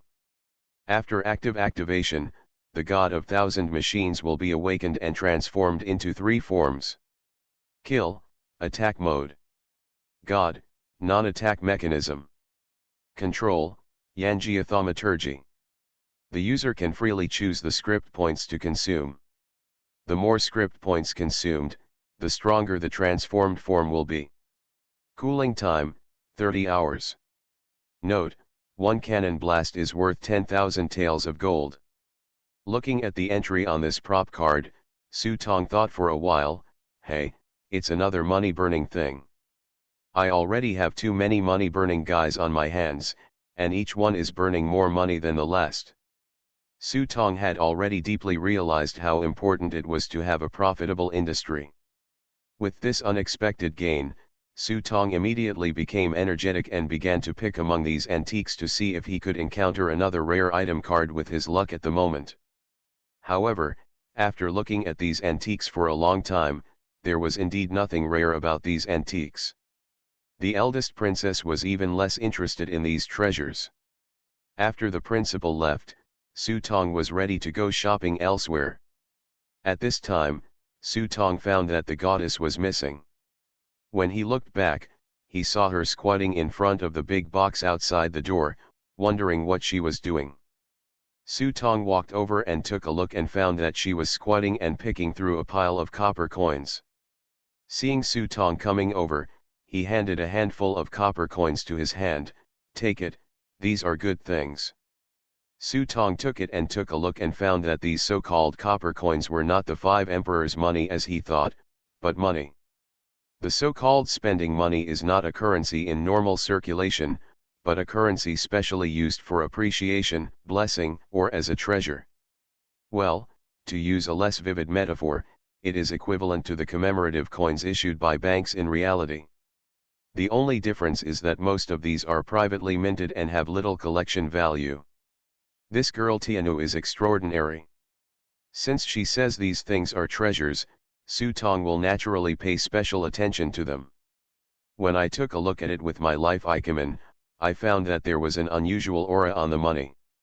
If you look closely, it seems that there are some strange veins in this thing, which is somewhat similar to the magic of talismans, but if you look closely, it doesn't look like it. It's a gift, a good thing, just what you need. The eldest princess picked up one and looked at it. These spent money are themselves a kind of town object. They are hung by people on the door beams or on the door curtains, which can keep the house safe. Over time, they will have the blessing of their own will, and it's rare to get so many together. As he said that, he threw it casually towards Su Tong's head. He saw that the copper coin flew into the air and disappeared. Su Tong looked again and saw that the copper coin fell into his own luck, like a diamond embedded in his own luck. The stars in it exude a strange shimmer. I see. Seeing this, Su Tong casually threw all the copper coins in his hand into his luck. After a while, there were 6 more copper coins in his luck. Each copper coin emits a different light, including blessing, wealth, longevity, transformation, and good luck. With these 6 copper coins as a token, my originally impetuous luck gradually began to stabilize. This thing cannot be compared with the Book of Life and Death, but it is always better than nothing. Ding!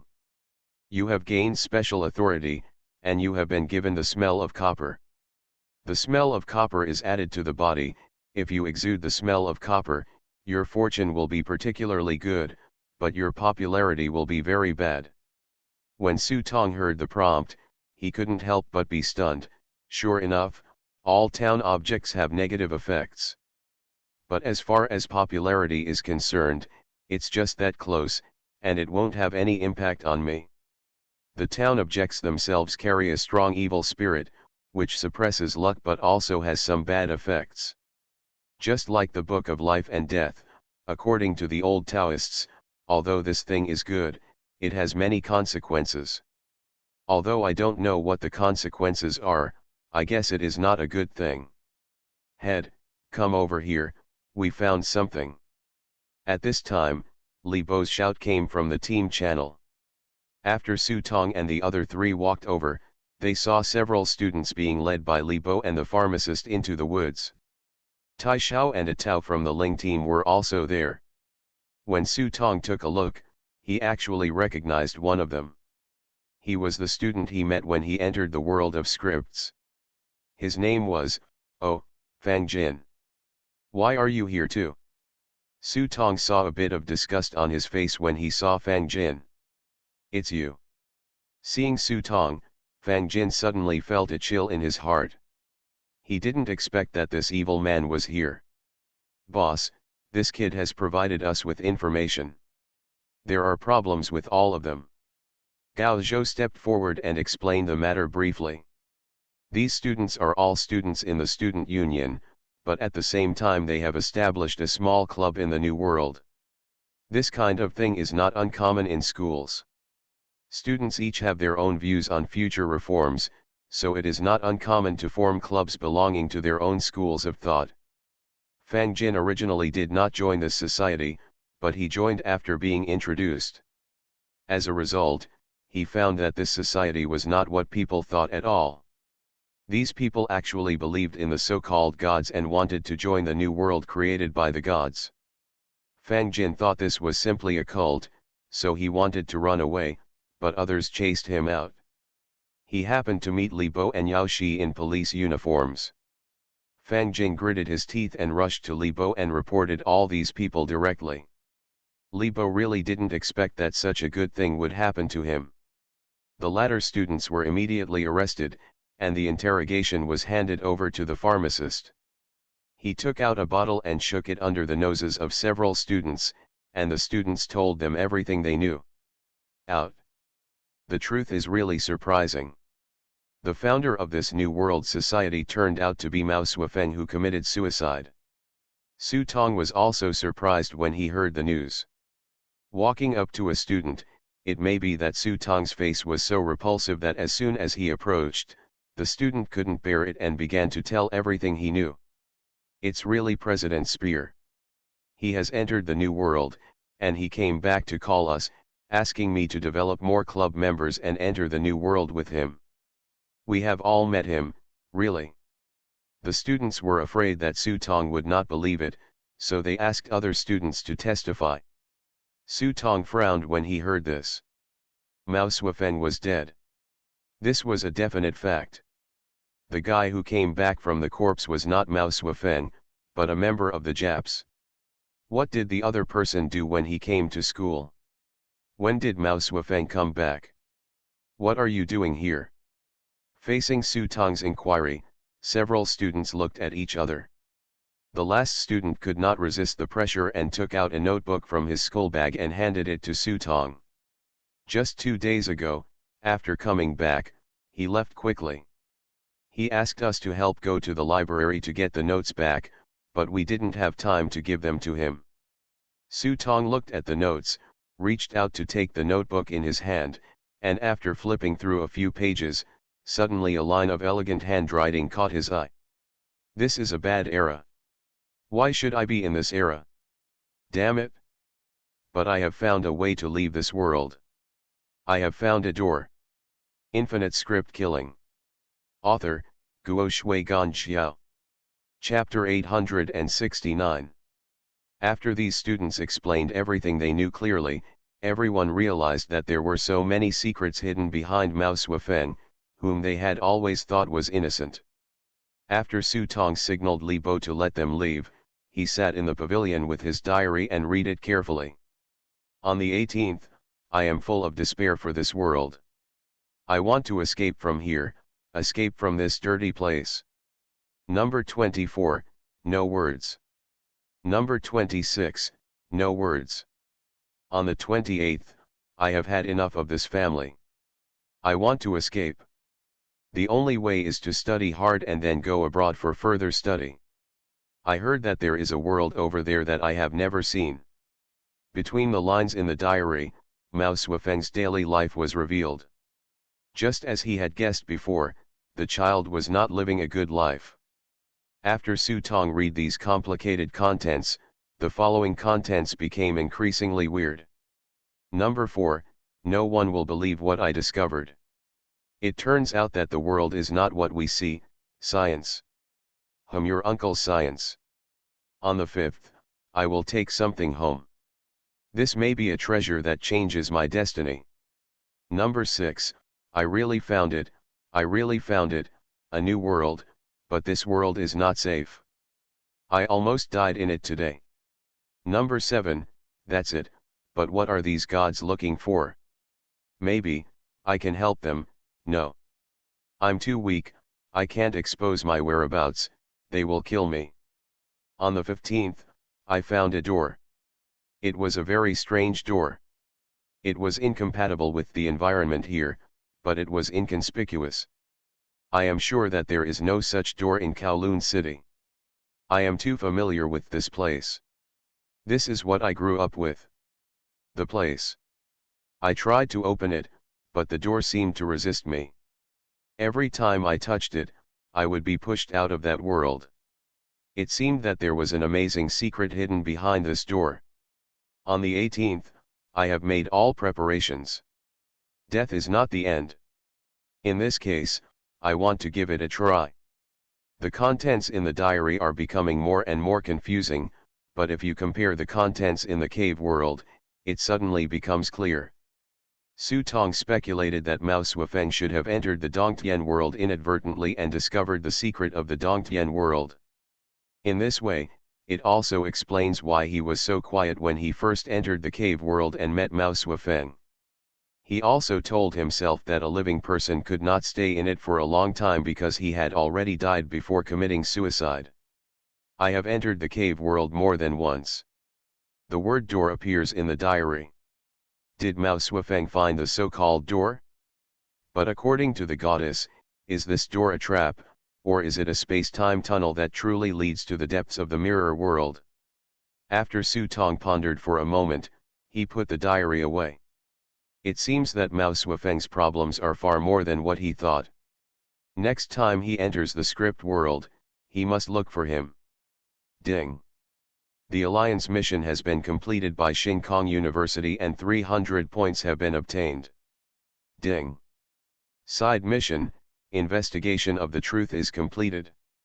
Earn 200 points. At this time, 2 prompts sounded from the prop book. Li Bo was relieved. The task of investigating the truth was his, and it had not been completed, which made him very stressed. But before Li Bo could breathe out, the main line prompt came from the prop book. Ding. Main mission 2, Find Spear Suifeng. Mission requirements, find Spear Suifeng in the cave. Mission time, 4 days. Mission failure, 70% of the Alliance's points will be deducted and random punishment will be imposed. Note, this main task is a task for all members and cannot be completed in a shared manner. Privilege coordination, the place people are most familiar with is often their own home. After seeing the task prompt, everyone was a little stunned for a moment. Li Bo opened his mouth wide. I'm going, do I have to participate too? Seeing everyone's affirmative looks, Li Bo's head suddenly swelled. He had heard Su Tong talk about the horror of the cave in the team channel. He thought he could hide behind the team and lie down, but now it seems that it is impossible to pass the test lying flat. Hey, it's a bit troublesome. Su Tong looked at the task and frowned for a moment. 4 days, which means that after 4 days, there may be a big change on Mao Suifeng's side. Thinking of this, Su Tong slapped his thigh. Let's go back and prepare. His original plan was to take advantage of the school antique fair to see if he could encounter players from the Japs Club and take the opportunity to kill some, but now it seems that his wish may not be realized. Sure enough, after a while, the principal came over and said apologetically, the Japanese country is in some trouble, and it seems that they will not come to participate in this exchange meeting. Only ghosts can come to participate. If there were no problems with Mansai Musashi-gen, I believe those ghost players would have come by this time. Besides, if the main mission appears on my side, the same may happen on the Japs side. In this case, I simply don't waste time. I still have one thing I haven't done, so I just want to take advantage of my free time to do it. Immediately, the group of people stood up and left the school without stopping. Tishao and Atao hesitated for a moment, and finally followed Su Tong out. In fact, they still had some unfinished tasks in the school, but now that the main mission appeared, they decided that it would be better to act with Su Tong and the others. Su Tong asked Gu Zibai to take everyone back first, while he took Tianu and the eldest princess out of the car midway and headed straight towards the overpass. The old blind man said last time that he lived on the west side of the overpass, in the second to last room. After Su Tong and the others looked around, they saw the so-called house. It was more like a small doorway that had been converted into a small residence than a house. Su Tong stepped forward and knocked on the door. After about a while, I heard the old blind man's voice, "Who?" "Old sir, we are here as promised." Hearing Su Tong's voice behind the door, the old blind man suddenly became excited. He hurriedly opened the door and greeted Su Tong, "I knew you would definitely come. I haven't dared to leave these days. I have been waiting here for you. Walk." Su Tong walked into the house and asked, "Are you planning to leave?" "Thanks to you, you gave me a big banknote last time, and I bought a small house in the east. It's not big, but it's enough room for my old blind man." It turns out that this is not the old blind man's house, but just a temporary stay here. The old blind man got money from Su Tong last time, so he thought about changing to a more comfortable place. After all, whoever suffers, he cannot suffer the immortals who follow him. "I see." Hearing what the old blind man said, Su Tong simply took out 2 gold bars and gave them to the old blind man, but the old blind man didn't dare to accept them. "I can't do it, I can't do it. I am a blind man holding a lot of money, and I will end up in endless trouble. If you take pity on me, just give me a few silver dollars. I think it's enough to give Fu Xian a golden body." The old blind man was definitely the most loyal believer in Fu Xian. Su Tong did not waste any time and gave the old blind man a stack of silver coins. Then when I looked up, I saw a fruit plate and an incense burner on the small table at the front. Behind the incense burner stood a statue of the god of fortune, which was the immortal of fortune that Su Tong had erected in the form of Mr. Wenfan. Although the statue is a bit thick, it can be seen that the old blind man still pays great attention to the statue. Su Tong lit 3 yellow incense sticks, inserted them on the incense burner, and said silently, "Old sir, you don't recognize me, but do you still recognize Ma Hongguan?" As soon as he said these words, the statue in front of him trembled slightly, and then the statue trembled, and a special aura surged. "You evil boy, I've been waiting for you for a long time." The speaker was none other than the old blind man standing nearby. But at this moment, the old blind man's eyes were glowing, and a hazy light shone on his body. Su Tong took a look at Kimin and saw a vague shadow standing on the old blind man's shoulder. Upper body. Su Tong was startled, then stepped forward, cupped his fists with both hands and saluted the old blind man. "Sir, you still recognize the student. The skin can change, but the spirit has long been shaped, and you can be seen at a glance. I just don't want to see you after so many years, and you have become an immortal." The old blind man held his beard in his hand and burst into laughter. It can be seen that Mr. Wenfan is particularly concerned about Su Tong, and he seems very happy that he can become a land god. The student is lucky for a moment, but sir, you have become a Yangshen in these years. I am very happy and congratulated. Not everyone can become a true god in the world. It not only needs to be recognized by the people, but most importantly, it needs to be officially recognized. When Su Tong left the palace, he also took away an imperial edict. This imperial edict was to confirm Mr. Wenfan as the righteous god. It was with this edict that Mr. Wenfan had the opportunity to become a Yangshen. After all, Mr. Wenfan owed Su Tong a huge favor. Students are here today to ask sir for help with something. Mr. Wenfan didn't seem surprised by this. He was even very clear about Su Tong's purpose.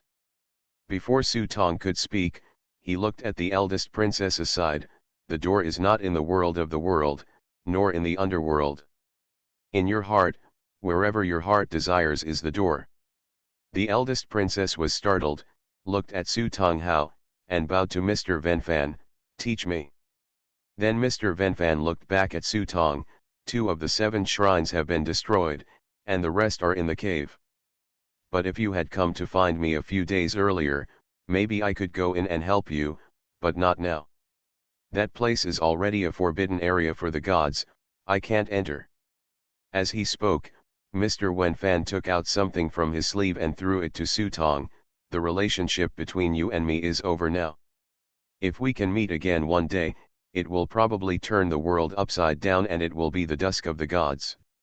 Sutong took the thing thrown by Mr. Wenfan and saw that it was a gold scroll. If he looked carefully at the material, it was the imperial edict he had stolen from the palace, but the content on it had disappeared. The imperial edict seemed to contain a power, as if Sutong could throw it out and activate the overwhelming divine power inside.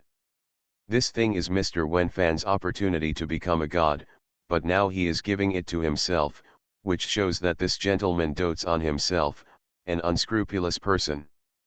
"Hongwen, remember not to force yourself, take care."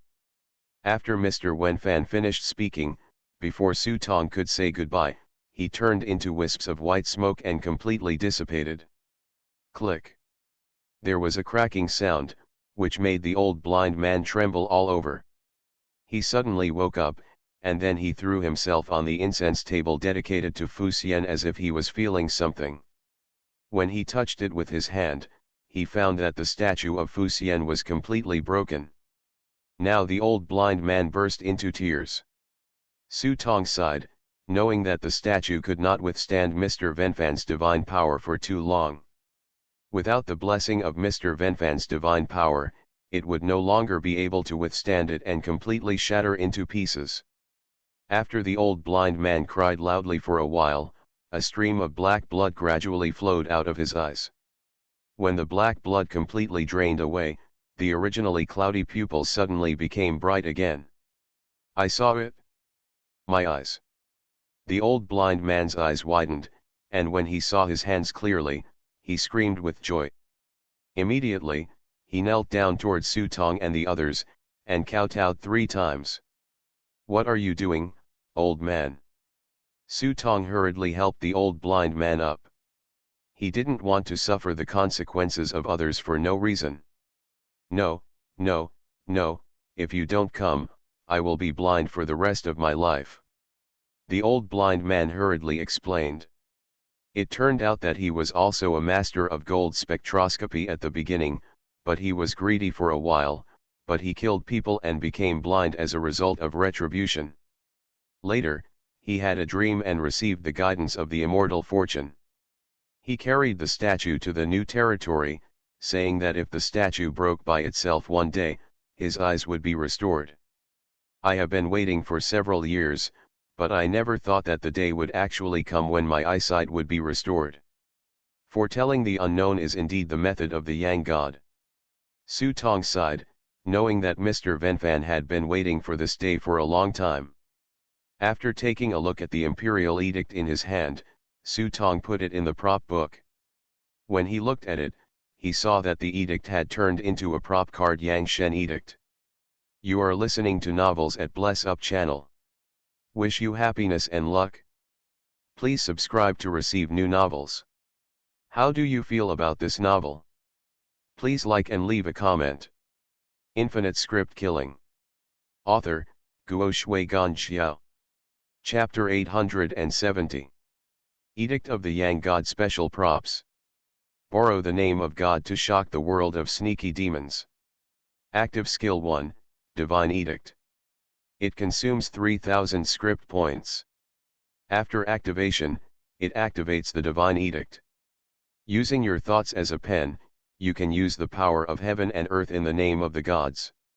Note, this prop is a special prop and cannot be taken away from the world of this script.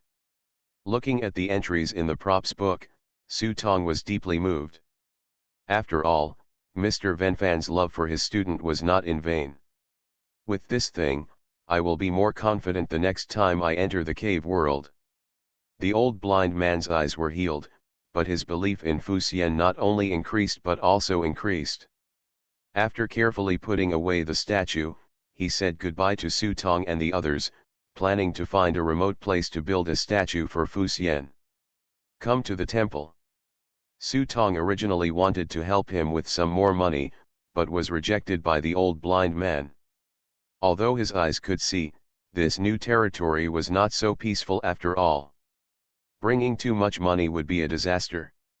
Moreover, he felt that it was his sincerity that impressed the immortal of fortune, which resulted in such good results, and he planned to use his own strength to build a temple to show his sincerity. Seeing that he was resolute, Su Tong didn't force himself anymore. After the old blind man said goodbye to Su Tong and others, he walked along the street alone, and soon disappeared from the sight of Su Tong and others. Come on, let's go back and prepare. Su Tong took a deep breath. With the Yangshen edict in hand, plus the 9 immortals cauldron, and then entering the cave world, he was bound to kill Mansai Musashi Gen and a group of Japanese players. After Su Tong returned, as soon as he entered the door, Li Bo ran over to Su Tong and said, "Boss, something happened again." Li Bo handed him the newspaper. When I opened it, I saw a line of dazzling big words printed on the newspaper. The murderer in the illegal immigration case was crazy and committed 3 consecutive crimes, killing hundreds of people. Even in this era when human lives are as little as trivial, such a number is enough to trigger turmoil in the entire new territories. Su Tong glanced at him and saw that the other party's method of committing the crime was exactly the same as that in Kowloon Walled City. This guy is crazy. This will cause a repulsive effect. Isn't he afraid of death? Tai Xiao and others on the side were also puzzled by this person's actions. In the script world, their players would maintain the basic rules of the world by default. What players fear most is the repulsion effect. This is no joke. Once the repulsion effect is triggered, all the malice in the entire script world will begin to tilt towards you until you are killed or forced to escape from the script.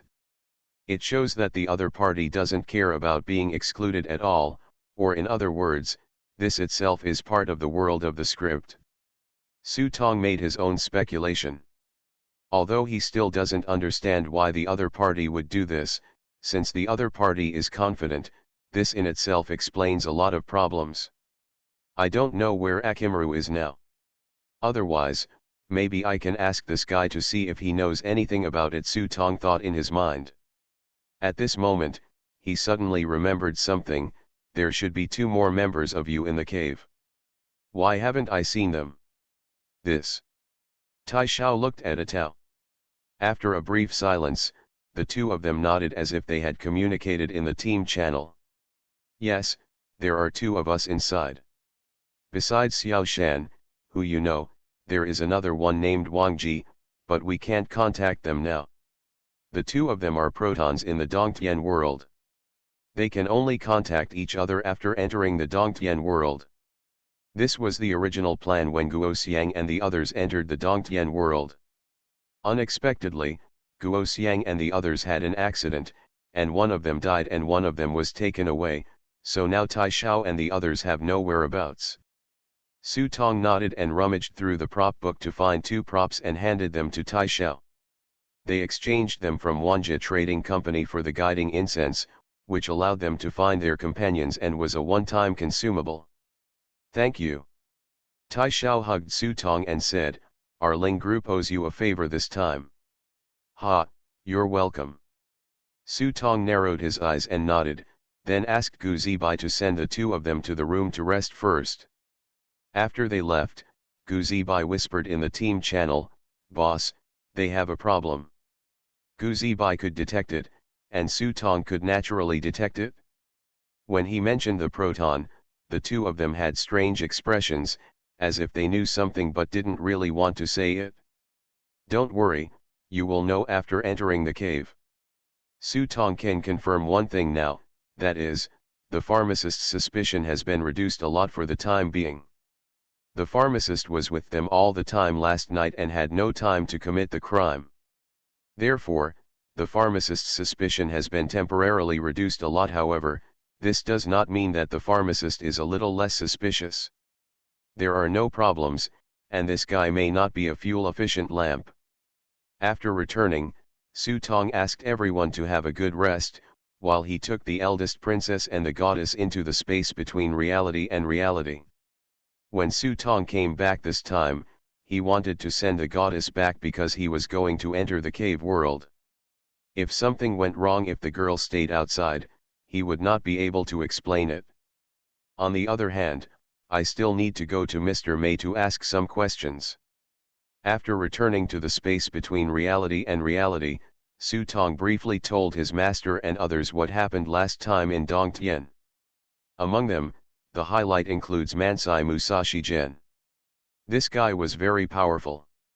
When she learned that this guy had transplanted part of the ancient god's corpse into her body, the master's wife's eyes couldn't help but narrow into a slit, as if she was very interested in the so-called ancient god's corpse.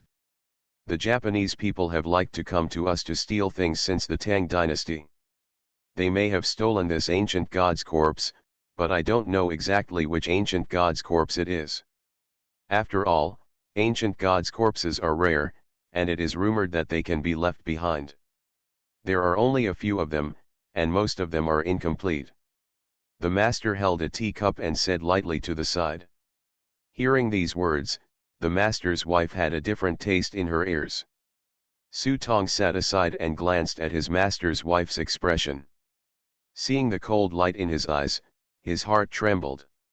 He silently observed 3 seconds of silence for Mansai Musashi General. It was obvious that he had successfully become the master's wife's target. Then the master handed over all the merits gained recently to Su Tong. The amount of merit accumulated over this period of time was extremely rich, and Su Tong felt it was heavy when he weighed it in his hands. This is also thanks to the Yihing gang's unremitting propaganda, and more than half of the people's livelihood in the new territories depends on fishing. If you ask them to swear on their parents, they might not care, but if you ask them to swear on the Dragon King, then few people would dare to tell lies. Su Tong put away these merits and planned to use them to water the 7 treasure bamboo after he returned to see if he could add another magical power to himself. Then he turned his eyes to Mr. May and asked about Mr. May. Mr. May, you asked me to follow us out. Do you have anything else to do? This guy Maida is so low-key that it is extremely easy to ignore his existence. But this time Maida took the initiative to follow and only stayed in the Dongtian world. Su Tong always felt that there seemed to be something he didn't know about. Mr. May pinched his beard and just shook his head. This is all a given. Starting from Taoist Mai Hua, the descendants of the May family have rules. When a person dies, his body will be burned without leaving any trace. He violated the rules, so he must bear the responsibility for this cause and effect. The inheritance of the May family is very strange. The lower 9 streams, 8 gates, 4 yin elements, and many strange arts all come from the May family. This includes corpse refining. It can even be said that the May family is definitely one of the best ancestors when it comes to corpse refining. Especially under the rockery of the May family, the super terrible evil thing that suppresses it is capable of sweeping everything once it is born. But it happened to be like this. On the contrary, the descendants of the May family were absolutely not allowed to turn their own bodies into zombies. This is the ancestral precept left by Taoist Mai Hua. No one dares to violate it. Those who violate it will not only be expelled from the May family, but also be punished by everyone. In this regard, the Gao family does not have so many rules, and they are even contrary to the rules of the May family. Strictly speaking, the Gao family is the second cobbler in the 8 gates. It is just because of the special environment in western Hunan that they learned the corpse refining technique of the Yin gate. The Gao family didn't have so many scruples. Su Tong also saw the ancestors of the Gao family lying neatly in the Yin cave. God knows how terrifying these guys would be if they were released. Under the huge contrast between the two, no one can tell what the reason is. Maida went out this time just because he wanted to achieve perfection for himself. Even Mr. May didn't know how to do it specifically. However, one thing is certain, Maida would never do anything to disgrace Su Tong. After all, he now belongs to the May family. Leader, Maida is sorry and no one will betray the Mei family. Of course Su Tong knew this, he was simply worried about Maida. After asking everything clearly, Su Tong got up and went back. After all, time was limited and he still had many things to do. After leaving the space between reality and reality, Su Tong released his soul and came to the entrance of the hall. He took out the incense merits given to him by his master just now, and added the incense merits from last time, and there were 2 balls of golden light, at least tens of millions in number. As Su Tong sprinkled these incense merits onto the 7 treasures bamboo, the originally nearly invisible bamboo began to ripple with brilliant Buddha light. The sounds of Buddhist chanting echoed on the bamboo, and gradually a golden Buddha emerged from the dots of golden light. The golden Buddha sits in the precious bamboo, surrounded by countless sun, moon, and stars, all blessing the golden Buddha with their light. This golden Buddha's eyes are slightly closed, his legs are crossed, his hands are in a mudra, and his expression is peaceful, but unlike the majesty of the Buddha statues in other temples, it exudes a kind and familiar atmosphere. It even gives people the feeling that this Buddha is his past life from which he originated thousands of lives. Su Tong was mesmerized by what he saw, and the big girls behind him were completely mesmerized. They unconsciously imitated the Buddha's example of clasping their hands together and reciting sutras. This is the real Buddha. This demeanor and temperament can resonate with people. He has the artistic conception of becoming a Buddha himself. Buddha's teachings emphasize the equality of all living beings, and everyone can become a Buddha. The real Buddha statue is not majestic or huge, but after looking at it, people feel that this Buddha is their own previous life. Inspire people's Buddha nature and Taoist mind. If I hear. The sound of chanting sutras reached his ears, like an enlightenment, which aroused Su Tong's spirit, causing him to unconsciously hold his hands in front of his belly, with his thumbs facing each other, forming a strange seal. Within a moment, as the seals in his hands changed, Su Tong suddenly felt a coolness all over his body, as if he was bathing in the breeze. The pores in his body were breathing fresh air, and his whole body was in a state of ecstasy, feeling extremely comfortable. At the same time, 3 mudras came to mind, namely the Sumuru seal, the Great Compassion seal, and the Vajra seal. These 3 mudras are all the top seals of Buddhism. Cooperating with each other can unleash terrifying lethality. The Buddhist scriptures continued to echo in his ears, and Su Tong's soul trembled, as if he was in a brilliant galaxy.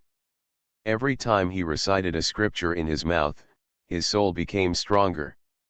Boom! While imagining, a golden light shone on his body. Su Tong was shaken physically and mentally, and he felt an irresistible force coming from the void in the sky, pulling his soul out of his body and floating to the sky. This feeling is very real and very good, as if the seeker who has gone through all kinds of hardships and overcome 99 and 81 difficulties has finally passed the last hurdle and soared. However, at this critical moment, Su Tong suddenly heard an angry scream from Yun Xiang, who was lying on the fairy furnace. This little guy seemed to sense some danger and kept warning Su Tong. Su Tong was suddenly startled. Yuan Shen, who was about to leave the hall, calmed down. Immediately his eyes widened and he let out a deep drink, which woke up Dia and the others around him.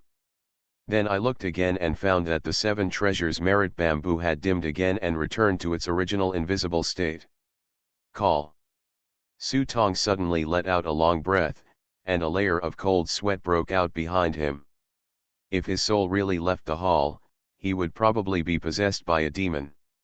At that time, his soul would be seriously injured, or his soul would be scattered. It's just that the scene just now was too real. After going through all kinds of hardships, I finally achieved my goal. No one can control my desire to fly to the sky. Fortunately, Yun Xiang was not interested in Buddhism, so he was able to detect the danger in time. When he looked at De Ya and the others, he found that De Ya and the others were still very intoxicated. When Su Tong asked, he realized that they were different from what he saw. Although it was very comfortable, I didn't feel the same feeling as Su Tong just now. It seems like this thing should be a test for myself. Fortunately, Yun Xiang helped, otherwise he would have been in trouble. Su Tong calmed down, pinched his fingers, and the golden seal came out casually. This 7 treasures bamboo of merit is indeed a treasure of the Buddha's kingdom. If you transform your physical body into a Buddha's body, its power will be even more incredible. Su Tong sorted things out in his mind and already had a clear understanding of his route. Be it Buddha or Tao. The core of himself is the great Sun Ruyi furnace behind him. No matter how his power system changes, the great Sun Ruyi furnace behind him can provide him with a steady stream of power. Then he took out the 2 bottles of antidote he had asked for from Li Bo before. Secondary antidote. After smashing the bottle, a detoxifying smoke with a diameter of 15 meters can be produced. The smoke can detoxify any toxins below level 4.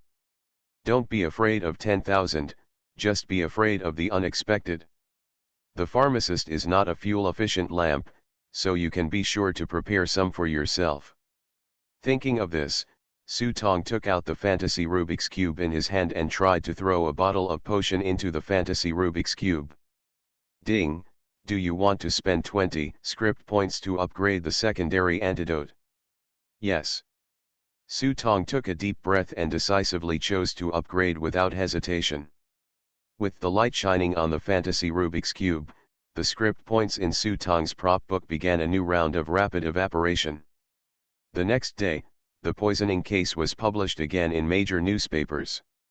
This time it was a community, all 68 people were killed, and no one survived. Now the whole new territory was in chaos. As soon as Su Tong got up, he was already surrounded by the U-guards outside. Bishop Simpson came in a hurry, with tears in his eyes when he saw Su Tong, and asked Su Tong to leave the new territories as soon as possible. People here are already panicking, fearing that the poisoning murderer will target the Yuxing gang. Even though he knew that this possibility was unlikely, Simpson still hoped that Su Tong could leave this place of right and wrong and go to the Vatican as soon as possible out of a responsible attitude towards the church. Su Tong naturally refused righteously. Simpson knew that he couldn't be persuaded, so he simply stopped and handed a box to Su Tong. This is what the church asked me to hand over to you. Su Tong opened the box and saw a white feather in the box. There was a holy aura flowing on the feather, and after Su Tong took it in his hand, it exuded a strong sense of warmth, causing the temperature of the entire room to rise a lot. This is the legendary angel's feather. The power of the angel is sealed inside. If you are in danger, this feather will surely bring a miracle to protect you. Simpson stared at the feather with awe in his eyes. Obviously the church is still very concerned about Su Tong's safety. Please say hello to the respected Pope for me. After I have taken care of the things here, one day I will return to the Lord God as he wishes. After Su Tong put away the box in his hand, he motioned with his eyes to Abin to give a large sum of silver dollars to Archbishop Simpson. After sending Archbishop Simpson away, Su Tong threw the chicken feather into the prop book. Archangel Feather, 1/1. Rumor has it that it is a feather left by an angel in the world, and it has extremely powerful powers. Active Skill 1, Holy Light. Consume 3000 script points to activate LV12 Holy Light, purify evil creatures within a 20-meter diameter range, and provide powerful treatment to non-evil creatures. Although it is just a one-time prop, let alone, the effect looks really strong. Group Healing and Group Purification. If used well, it can be a team weapon that can turn the tide at critical moments. Su Tong looked at the props and said to himself, "Hey, if you are just sitting at home, blessings come from heaven." Before she could be happy, the eldest princess glanced at him and said, "Don't be too happy too early. The better your luck, the faster you will burn. Didn't you realize that the odor on your body has become more and more pungent?" Hearing the words of the eldest princess, Su Tong glanced at the luck above his head. He didn't know it, but he was shocked when he saw it. Scared. So red. I saw that the luck above my head had formed like a burning cloud, with red clouds surging and a little golden light. This kind of luck is already good luck that is difficult for ordinary people to achieve. If you go higher, your luck will probably reach the extreme level of immortal. The better the luck, the faster it will decline. We can't wait any longer. We are leaving tonight. The eldest princess looked at Su Tong's luck and became worried about him for a moment. The original plan was to enter the cave world tomorrow night, but now it seems that we can no longer delay it. That's fine. Su Tong also realized the seriousness of the matter, and he just felt a pity secretly. This was in the script world. If he could bring this luck to the exhibition and enter the casino directly, he might be able to achieve financial freedom directly. The plan changed, and no one asked why they took the bus straight to the direction of Kowloon Walled City. It was just that Su Tong and his party had just left. At the corner, a figure appeared quietly. Under the shadow, if anyone saw that face, they would definitely recognize it. This face was none other than the resurrected Mao Suifeng. Mao Suifeng took a deep breath, called up a unique channel, and sent a message to the other team, Sakura-kun, they have set off. I also want to return to the team. Don't forget our agreement. After waiting for the message to be sent, Mao Suifeng took out a bottle from the prop book, uncorked it, and after taking a sip, his originally pale face immediately began to be replaced by black bloodshot eyes. After a while, Mao Suifeng's body turned into a pool of blood. Infinite script killing. Author, Guo Shui Gan Xiao. Chapter 871. Buzz. The car stopped far away from the Kowloon Walled City. Su Tong and others looked at the Kowloon Walled City in front of them from a distance, their expressions flickering. Even from a long distance, people could hear the cold cries echoing in the walled city. The originally densely populated walled city suddenly became much more depressed. Hundreds of people died at once. White strips were hung everywhere in the walled city, which cast a shadow over the walled city. But what Su Tong and others saw was not only the desolation of the walled city, but also a huge shadow hanging over the walled city. Looking through the life icon, the aura around the walled city was extremely chaotic, as if a hole had been smashed in mid-air. It was climbing on the Kowloon walled city like an ancient behemoth, devouring everything in this world. Angry. How so? Su Tong did not expect that the situation would become so complicated, far beyond his expectations. The eldest princess was also shocked. Dongtian was connecting with reality. She had never heard of such a situation, and even the Kintian prison had no such record. Once the cave heaven and reality are connected, things will become uncontrollable, and the gods can directly descend into the human world in their own bodies. If this happens, the world will be in chaos. The gods can use certain forms to temporarily manifest miracles in the human world, but the gods cannot be seen by ordinary people's naked eyes. Once the cave heaven and reality are connected, it means that the gods can use their deities to walk in the human world, change the heaven and earth at the snap of a finger, and even control the change of dynasties in the human world. Let's go in and take a look. Su Tong led everyone quickly to the Kowloon Walled City. Before entering the Kowloon Walled City, he could clearly feel that the city was filled with the same smell as the cave sky. I can't tell what it smells like, but it makes people feel very uncomfortable. Some people are moving out of the walled city in a hurry. After all, so many people died in the walled city at once, and anyone who lived there would feel very uncomfortable. After many people witnessed the corpses of their neighbors, they developed great psychological resistance and wanted to escape from this place. In fact, this is a human instinct to seek good fortune and avoid disaster. Like animals, they will instinctively flee before a disaster occurs. It's just that most people's premonition of danger has completely deteriorated. Especially in the materially rich real world, many people are confused. Even if you tell him that a flash flood is coming soon, he will still sit in the river without any hurry and say without looking back, "I'll talk after I finish playing this card." Master Do. When a group of people saw Su Tong and others in the distance, they immediately took the initiative to greet them. Su Tong saw that it was Hong Sheng's De Fei. "Master Du, why are you here?" De Fei walked up to Su Tong and asked. "It's okay, just wander around here," Su Tong said and glanced at the people who were moving behind De Fei. "Are you planning to leave?" "Well." There was a look of panic in De Fei's eyes, but he quickly hid it, pretending to be calm and said, "A lot of people have died, so it's bad luck." Even though De Fei looked confident, the invisible fear on his body was invisible to Su Tong and others. Seeing this, Su Tong smiled and took De Fei's hand. "I'm here just in time. I don't have to do anything for two things. You were the guide last time, but this time I have to trouble you to take me in for a walk." "Ah." De Fei trembled when he heard this and wanted to take his hand out, but Su Tong's palm was like an iron hoop. No matter how hard he pulled it, it wouldn't budge. Seeing that Su Tong was not joking, De Fei immediately panicked. "Master Du, don't be joking, this place is not clean." "Not clean?" Su Tong looked at De Fei pretending to be confused. Seeing this, De Fei could only lower his voice and said, "Last night, I saw with my own eyes that those people who were poisoned came back." Mentioning this matter, De Fei's face showed a bit of fear, and his fingers couldn't help but tremble.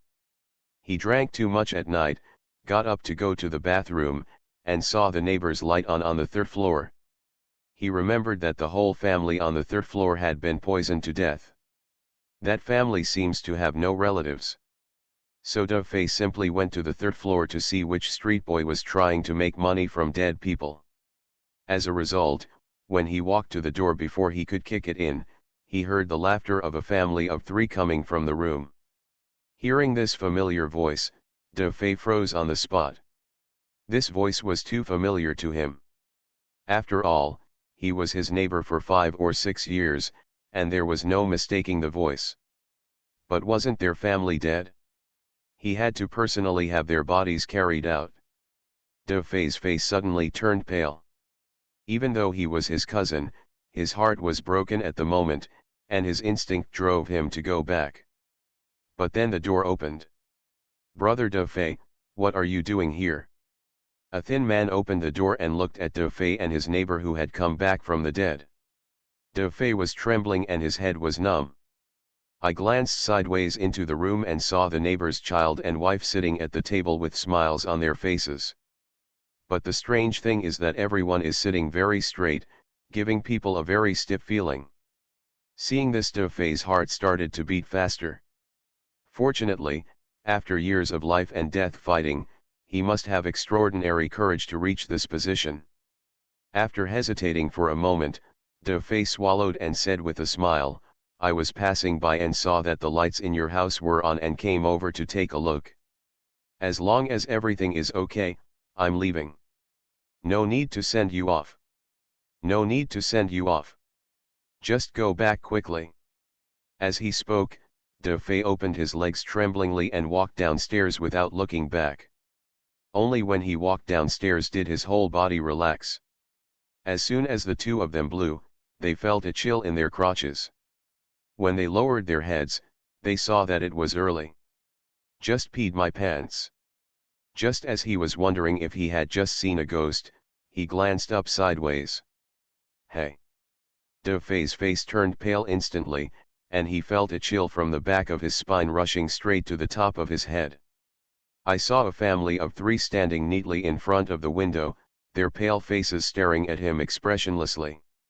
At this moment, recalling the strange looks in the eyes of the family of 3, De Fei couldn't help but get goosebumps on his body. This place is getting more and more terrifying now, and he won't even dare to go back even if he is beaten to death. After listening to De Fei's words, Su Tong let go of De Fei. Sure enough, Dong Tian had begun to connect with reality. Once it is completely integrated, it may be a catastrophic destruction for the script world. Let's go and have a look. After letting Da Fei go, Su Tong led a group of people into Kowloon walled city, and the depressing atmosphere suddenly became stronger and stronger. It's over, the gods will punish you, the gods will punish you. A woman stood under the patio of the walled city, bowing down in all directions. Large pieces of white paper fell down, and her crazy figure cast an unspeakable panic on the walled city. Just one day later, the originally bustling Kowloon walled city turned into a dead city. The contrast was so great that Gu Zibai, Li Bo, and others who came here for the second time felt it was too magical. Everyone be careful, the situation entering this time may be more dangerous. Su Tong had already told everyone about the situation in the Dongtian world on the way here, and he emphasized again and again that once he encountered Mansai Musashi Gen, he would run away as soon as possible. That guy was no longer a human, but a god. Everyone stand together, let me add some status to everyone. The pharmacist took out an emerald green glass bottle from the props book and threw it gently on the ground. After the bottle exploded, a puff of green smoke spread out. After a cool breeze blew by, everyone was refreshed and their bodies were also refreshed. One more privilege. Kiss of the goddess of nature. Those who hold the privilege have a 30% increase in spirit and are immune to the negative effects of dirty air. Then the pharmacist took out 4 or 5 more bottles and threw them down in one go. For a while, various privilege effects appeared. Cheetah soul movement speed is temporarily increased by 20%.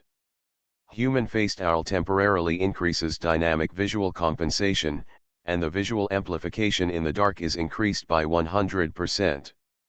Power of the earth temporarily increases damage by 20% and has a slowing effect.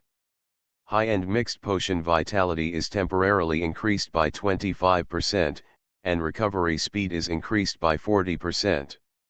The pharmacist was obviously doing a lot of bleeding this time. Various medicine bottles were smashed down, instantly giving everyone various buffs. This makes Tai Xiao and Atao envious. The group gaining pharmacist is a rare talent that any team desires. The most important thing is that this kind of talent is almost difficult to cultivate. Even if one of the 6 regiments like Momin has massive resources and can cultivate many masters, there is no way to deliberately cultivate such scarce talents. If they had known the pharmacist's strength earlier, they would have brought him into their team early on, but now it's too late to say anything. Su Tong glanced at the pharmacist and was surprised by his strength. I hope I was wrong. He took the indescribable dream-haired villain in his hand and activated the dream walk, but no one felt anything abnormal. That's it for this prop, just wait. The unspeakable dream-haired villain is different from other props. Every time you enter the cave world, you need a certain adaptation process.